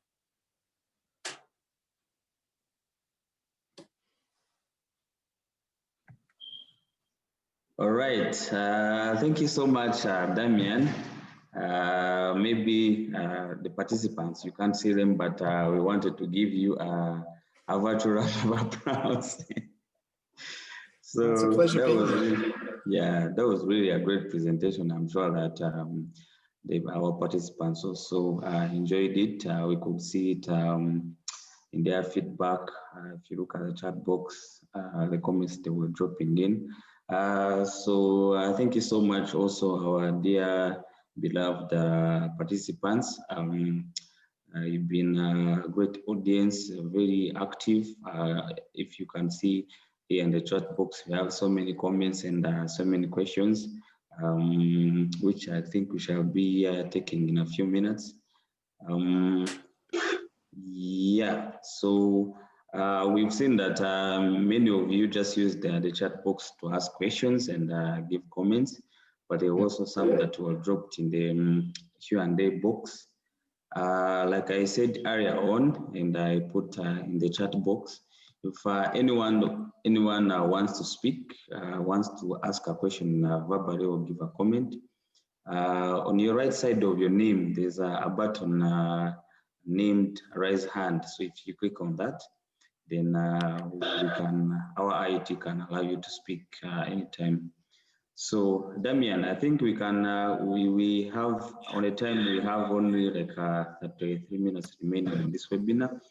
So I think we can start taking the questions and comments. Many of you, when they were joining, they will say hi, hello, just yeah, saying hi to panelists. But so we have the first question from could you read? I was trying to get it on my phone. I can't see the chat box, so I'm not sure how to make that work. But would you like to read it out? And yeah, sure. Actually, just what I had planned. She starts by saying, "Thank you so much for this training. It has come when there is a real need." So her question is that you find many people are putting leaders considering their qualifications only. no experience of leadership, and they are never given a training for soft skills on how to manage people. And at the end of the time, you find that a leader is not serving his or her purpose. Instead, there is a gap between leader and others. There's those disconnects. I think that's what she's trying to say. So how can you advise on that when it becomes a crisis event? I think our question has two elements. One is putting leaders in position, just considering only their qualifications. And then by the time now it hits, a crisis hits just because there's that disconnect. So you can take that first. Beautiful, thank you, great question. Yeah, there is a lot of that where people do get just through the normal process, just promoted and end up in leadership positions where they don't have the skills to deal with that, the soft skills. And that was a very good point that you raised there. The leadership is very much a soft skill area, and it's really important from your perspective, if you're promoting people or things like that, to pay attention to those soft skills. And that's where this kind of information and training and those type of courses are really important to encourage that soft skill. So if you're in that position of where you're promoting people or things like that, is to put in place, look for character traits within people. And there's some processes, and I'm happy for people to message me. And I think, Chris, you've got my details. If you want to share them with people, they can contact me directly. I'm happy to share more about that. But look for character traits so we can expand on that. Am I still here? Something's just happened. Yeah, we're good. Sorry. I just had something come up on my phone. How wonderful is today's environment? I'm having a meeting talking to my phone. It's like, so yeah, from that perspective, if you're in that position where you're promoting people, to certainly look for character traits. And I mean, that's a whole nother topic, and I've got lots of information I'm happy to share on that if people are interested. From the other side of things, which I think the question may have also been going, was if you're in a position where you're stuck under a leader that probably doesn't have those skills. And that can be it can be quite annoying as well, especially depending on the personality traits. But this is where you're learning the skills of the emotional intelligence from your perspective. So recognizing that the person may not have certain skills, but they might still have a broader objective. So you look from that perspective of, okay, you don't have to be the leader to be in a leadership position. And from your side of things, if you're in a position where you're following someone that's not a great leader, what you can do is the best and the easiest way to get people to do things is to make them think that it's their idea. And how you do that is you ask them some questions. So if you've got an idea of how to do something, you will say, well, we've got a challenge with all these problems and people complaining. You can use that example of, would it be worthwhile having people come in together and sharing their key ideas that they've got, and then problems that they've got, and we categorize them in an order. Would that be helpful? Because then we can focus on one or two, and people might stop complaining, and you help them to think, oh, actually that's a good idea. The other thing to recognize, and I remember, and I've got this from, it was a great analogy from the show, if anyone has watched the show Seinfeld. Seinfeld's currently got a show called Comedians in Cars Getting Coffee. And in one of those episodes, he interviewed Barack Obama. So if you ever find that episode, there's a great scene in that where he asked Barack Obama, what sport is politics? And he gave the analogy of the sport being the politics is like football, American football. And he said, well, what happens is, you get forward, you go forward and you're hitting someone, and you get pushed back, you're hitting, and all these different things happen. And then one time you get this break and you get this open field and you get to run forward. It's always important to, I find it very useful to use that analogy a lot of the times, not just from that politics side of things, but from life in general. Sometimes we expect things to happen a lot quicker than they would naturally happen. So when you're dealing with someone in that situation that may not be, if you're in that position where someone's not a great leader, sometimes we expect things, we want to push it forward a little bit quicker than we're probably going to expect. And we just want to step back and go, well, I'm just hitting this line, but if I keep pressing, gently asking questions, all of a sudden I'm going to get that open field, and then it's going to open up for me. So give that a go and see how that helps. All right, that was helpful. We've moved forward. We have the next one from Anastasia Savimana. His question is saying, how can I know, or how can he know that he's in a situation of leadership crisis? So he says that because you may not be aware of it, so that you can start to deal with it timely. Yeah, great question. How do you know if you're actually in a crisis? If I understand the correct question, I think, and this is it's the level of change that you're dealing with. Obviously, in 2020, we're dealing with a massive change, so there's a crisis. The thing, and this is what I was trying to impress as we were going through the speech, is to remember that life is always evolving. That's where we talked about the birth, life, and death. Life is constantly evolving, so you want to be able to recognize that you are always in a crisis, because you're constantly moving. You might not quite recognize it, but this is where you want to build those habits.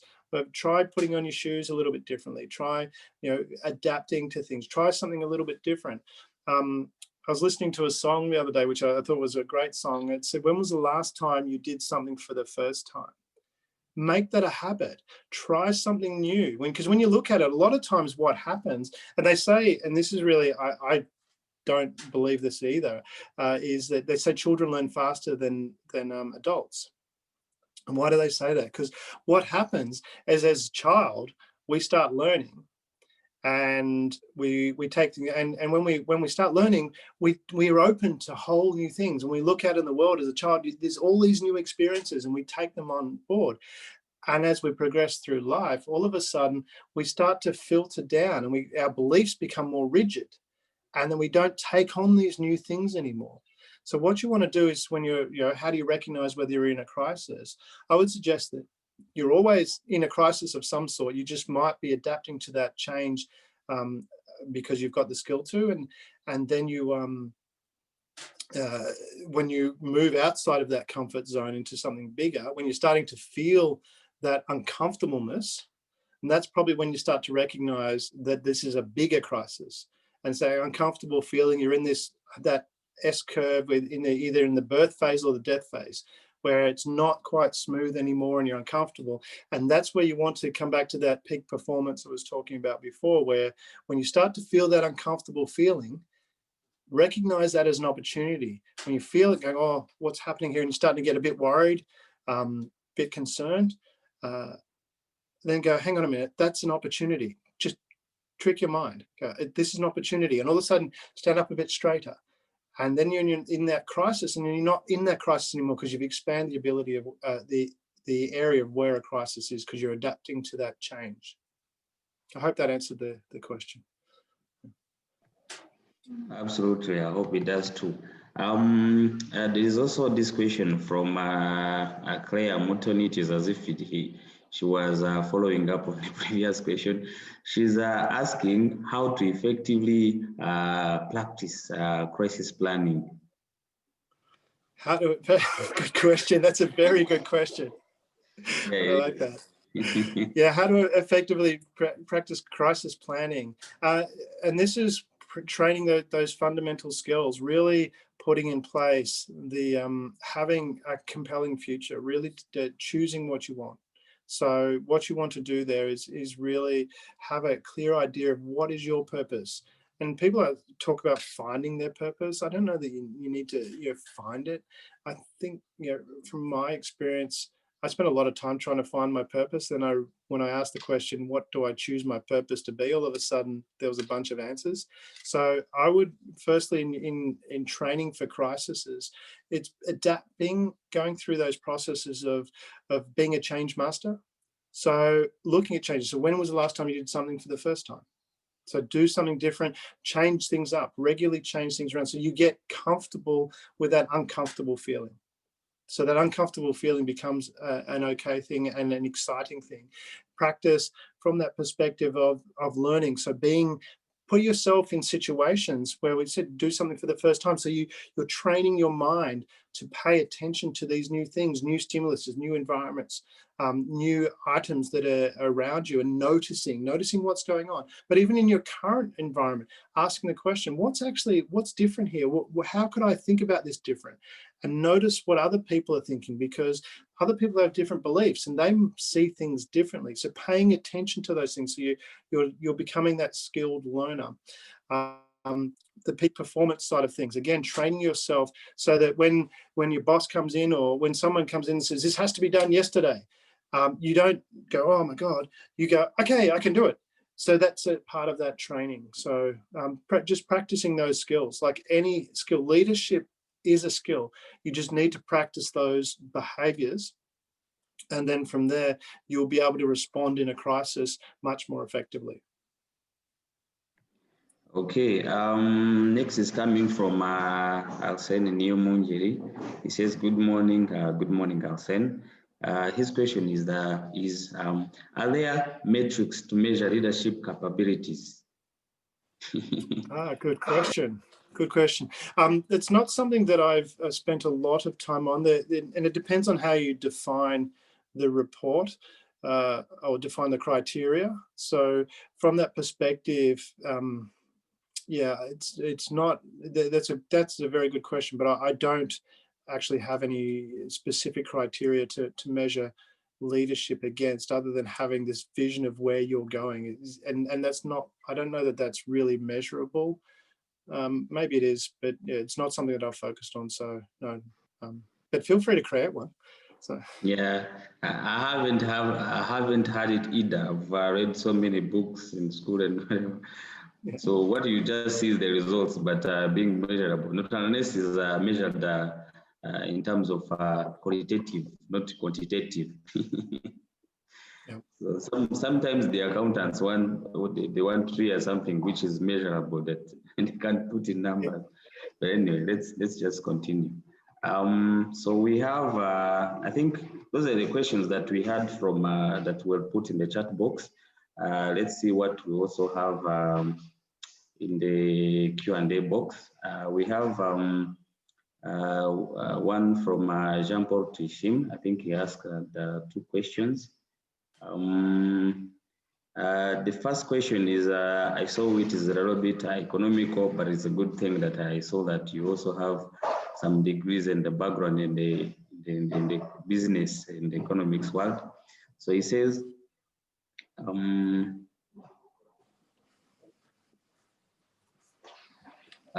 how can a leader be effective during an inflation whereby there is a high fluctuations of currency exchanges? Yeah, I think it's talking about the impact of. I think that, I mean, from that perspective, you're really putting yourself in a crisis situation there with currency fluctuations. I think they go pretty wild at times in adjusting to that. I'm not sure if that's a Forex trading question either, but from that perspective, again, if you want to make sure that, you know, if you're leading, that you really have that compelling future, that where you're going. So whatever the question is in specific reference to, but have a clear vision of what your future is, and then understand that you're in that environment of constant change, so that you're paying attention. I know from a trading perspective, having been a former trader, but not something that I do now, but you really need to be to listen and learn as to what's going on in the market, and adapt to that, and recognize things for what they are. A lot of the times, because I have had a trading background in the past, a lot of times we expect things to be a certain way, and we're not really paying attention to what's going on. And this is broader leadership outside of trading, but you really need to notice what's going on in the environment. That's where that learning skill that I mentioned, the third skill is being a skilled learner, is paying attention to what's going on. It's not just reading books, but it's having that qualitative ability to notice what's going on and learn from that. All right. Maybe you can also put out also my comment, if I remember well, what I learned at school, is that the impression is the manner that the microeconomics policies and fiscal policies, because it's to do with aggregate demand. So it depends on where the impression is coming. Is it from a demand side or the supply side? So if it's coming from demand side, then it means that people are just demanding more. So what the government sometimes it does, it reduces its government expenditure to make sure that people are not having too much of revenue, and maybe. And then the other side also of the fiscal policy is the monetary policies to ensure that maybe it's to do with the interest rates of the banks, because if the interest rates are low, then it means that people have a lot of money, and a lot of money is chasing a few goods. Then if the surprise, I mean, the impression is also caused by the supply side, it means that there are fewer products. So people are just chasing a fewer products. Maybe the harvest wasn't that good, or maybe some companies are like closing like this time, or people are not producing, because we hear that many factories around the world are closing, or maybe the capacity, the production capacity has reduced. So that is also causing the inflation. Anyway, maybe he would just read more on that, but I also wanted to weigh in a bit on that. So his second question is, he says, due to COVID-19, many companies have cash flow shortages. And some leaders decided to reduce staff salaries by providing like a half in order to minimize the cost to survive. This is to do with cost cutting, especially on the staff cost. So he goes on by saying, as leadership goes with the inspiration of others to perform at the best, he's wondering how employees can be inspired to have ownership of the company while they are not motivated in terms of money. I think this is like a extrinsic side of the motivation. So if people are not just getting the salary like they used to do, and it's in the crisis, and as a leader, you need your team more than ever, but you're constrained. Anyway, I think you've understood his question, so go ahead and respond. If I understand correctly, it's about how do you keep your team motivated? Is that sound about right? Especially in a crisis environment. Yeah, one of the things with that is coming back to what we talked about, as you think, so you shall be. It really is having that focus on the future, because a lot of times in a crisis situation, people are then stuck in this crisis mode, and you can get there with where you're focused on the problem. And so, and this is where you'll get a lot of that with employees, not just in a crisis, but generally. So a lot of the times people will focus solely on the problem, and they won't be very motivated by that, because it's not movable. It's a feeling of being stuck. Whereas you want to keep that motivation on the future, going, okay, yeah, we're in this situation now, but we're going to make this better. This is our vision. That's where your compelling future. You really need to tap into that, going, what is your way of making the world better? How are you giving to the world? This is really coming back to, and this is a whole nother topic, but how the world has shifted from a zero-sum world to a positive-sum world. Going back to medieval times, for example, there wasn't much in the way of innovation, and innovation is what's changed that. So if you wanted more resources, you'd have one village raid another village, and you'd get the resources that way. Whereas today we're in an innovation-based world. So the example is that when you help others, it helps you in as well.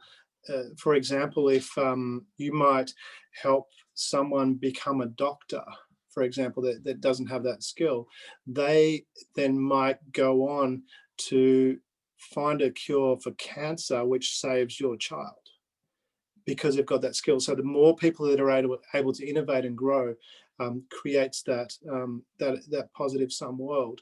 And this is where, excuse me, that motivation, to create that motivation, is having that vision of the future, having people look forward instead of the problem. We're dealing, COVID, people being laid off. But what we've got is, if we innovate, if we solve this problem, if we make the world a better place, we're going to have, everyone's going to be better off. And having that vision of the future really gives that motivation. The motivation comes, again, the point of power isn't in the present, the point, because that's where the problem is. The point of power is in the future. And that's where you want to get the employees to focus. This is our vision. This is my compelling vision. And that vision is what drives you through all crises, because you keep coming back to that. When crisis happens, you're like, this is the shining star in the sky that we're heading towards. We've always got a light that we're heading towards. And that's what keeps people motivated, getting them focused on that vision of the future.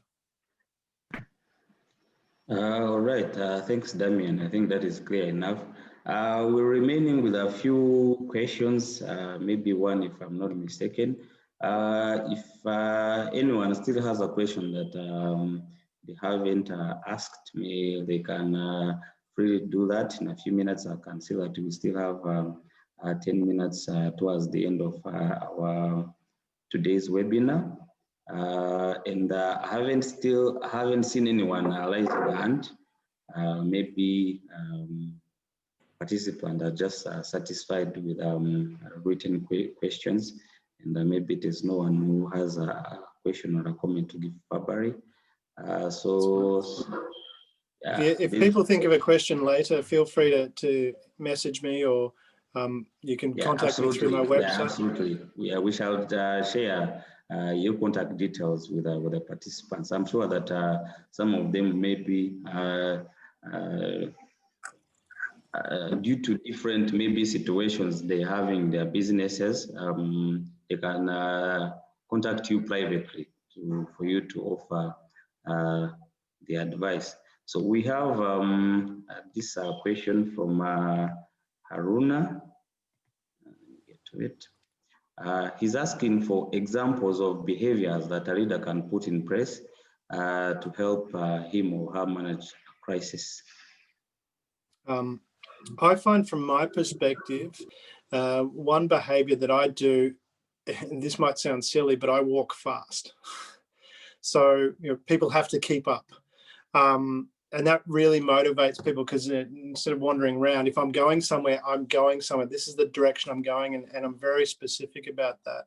I find that really motivates people, because it's just there's more energy in that. It's not a casual stroll. It's like, we're moving here, and then we're moving here and moving here. So that's one behavior I do. The other one is again taking that time to listen. Spending the time to understand. So it's having, I think, from my perspective, a lot of the times when I'm speaking to people, I will pause probably for a lot longer. And while I'm listening to them, and I'm not thinking of what I'm trying to say next. Because a lot of times when we're listening, we're actually busy thinking of, how are we going to respond? And we're not really listening. And that's that skill, that's that third skill we talked about, as being that leader, being that skilled learner, where you need to be learning. And if you're thinking about what you're going to say next, you're not listening to what they're saying, and you're not taking that information. And it's really challenging when you first try and do that, because we're normally busy thinking about what we're going to say next when someone's talking. So if you can train yourself to actually, if something's important, what I do is I have a notepad and I'll write it down if that thought comes in. So I've either got a notepad or I use my phone, and I'll just quickly jot it down if I have a thought that I need to know. Otherwise, I'm really listening to what they're saying, and that's a really a good behavior. I know it's not a physical behavior, but it's made a massive difference in my ability to connect with people and get information, and being able to move them forward. So there's two skills: walk fast and really listen. Thanks, Damian. So we have the last question from Jacqueline Nivoreze. She's asking, do you think that a department experiencing high staff turnover is highly contributed to bad leadership? So she needs more insights. whether the staff turnover in a particular department is highly contributed to a bad leadership? Yeah, it's certainly a great question, and yes, it certainly could contribute to that. I mean, there's a number of factors which may affect staff turnover, and leadership is one. If there is someone that's not effective or not a great leader, they can discourage people from wanting to be there. There's probably, from my experience, there's probably more other factors that are contributing to that as well. Not Depends on whether you're looking at it from if you're talking specifically from a department perspective, then it's probably more about the overall organization structure than it is the specific leader in that department generally. It depends. If it's just that department, then it's probably isolated to the leader is probably a bigger factor. But if you look at the wider organization and there is turnover there as well, then it's probably the culture within the organization. And I teach from a business perspective, there's three areas of goals that you need to set, and it's your financial goals. You have to have the organizational goals, and you need to have your cultural goals. And setting that cultural goals of what is the feel that you want in that organization, and different organizations have different feels. I mean, when you look at an organization like Google, it's very fun and that kind of thing, whereas in a chartered accounting practice, as you probably imagine, a little bit more, and certainly law practice is a little bit more stringent as to how we do things, and that's how it's supposed to be. So, and that's where you want maybe look at, probably, I would say it's probably more related to the culture than it is specifically the leader, but it can be the leader for sure. All right. Thank you, Damian. I think shortly we shall be coming towards the end of today's webinar. Thank you so much. Thank you for your presentation. I'm sure that all our participants appreciate your presentation and the way you've explained to them how to effectively deal with leadership in time of crisis, especially during this unprecedented times of COVID, where the country, where Rwanda as a country is struggling with the rest of the world. So maybe I can just give you 2 minutes to give your closing remarks, and then we'll also say a few things. Then we come close to the end of our webinar. Thank you. Fantastic. No, it's been a pleasure being here. And I said, I hope, well, not I hope, but when the traveling lifts, I'd love to come over and catch up personally. I mean, the land of 1,000 hills and a million smiles is just really attractive, and I'm very excited to meet so many people with so many smiles. And just having researched Rwanda, it just looks like a wonderful country that I'd love to, and I certainly want to go and meet some mountain gorillas. That'd be very exciting, and be fantastic if to be able to do that. But if anyone wants to stay in touch, feel free. If you, I'm actually got a podcast which is launching in November, but it's actually there on Apple Podcasts at the moment, and a number of different podcasts. There's two versions. There's an audio and a video version. So if you can actually subscribe to that at the moment, but that podcast will be launching on a weekly episodes somewhere around mid-November. There's a couple of samples there at the moment.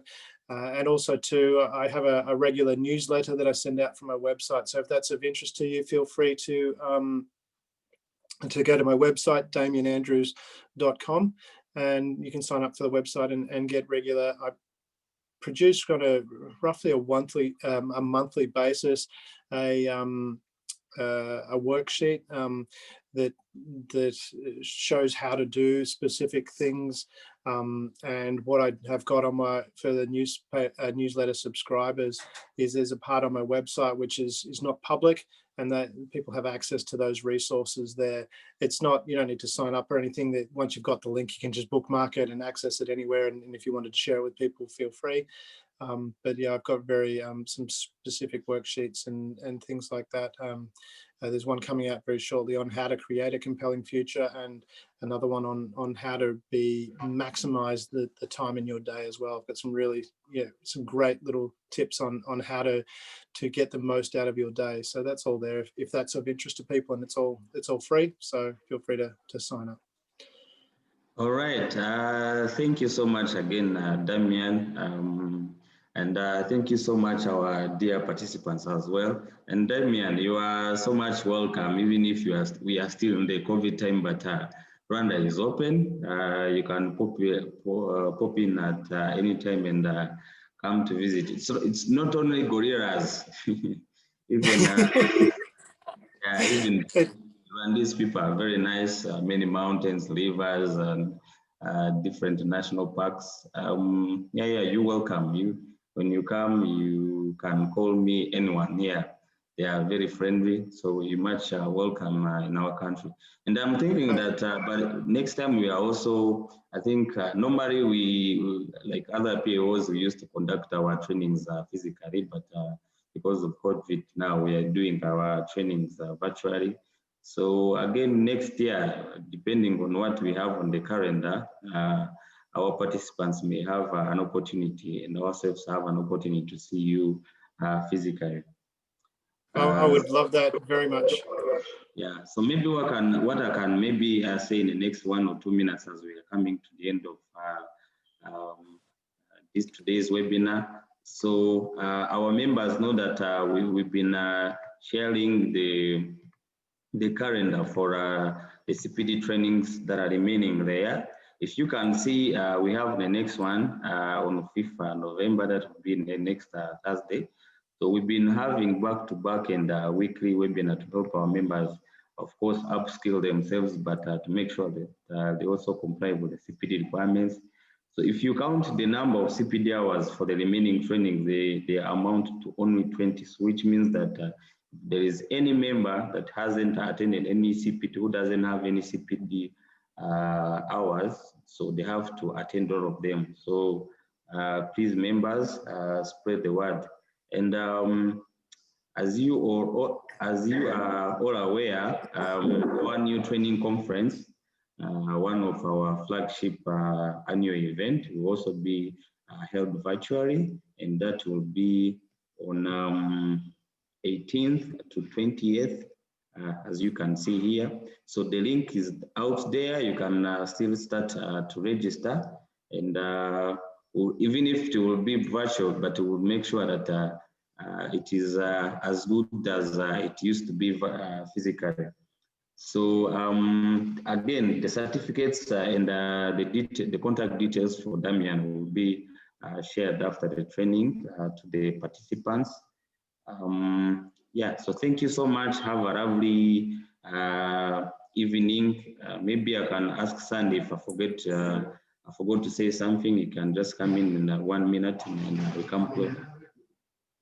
Okay, I'm informed that he's another webinar, but I think I've given you much of the information that he could give you. So thank you so much. Have a lovely evening and afternoon, everybody. Bye.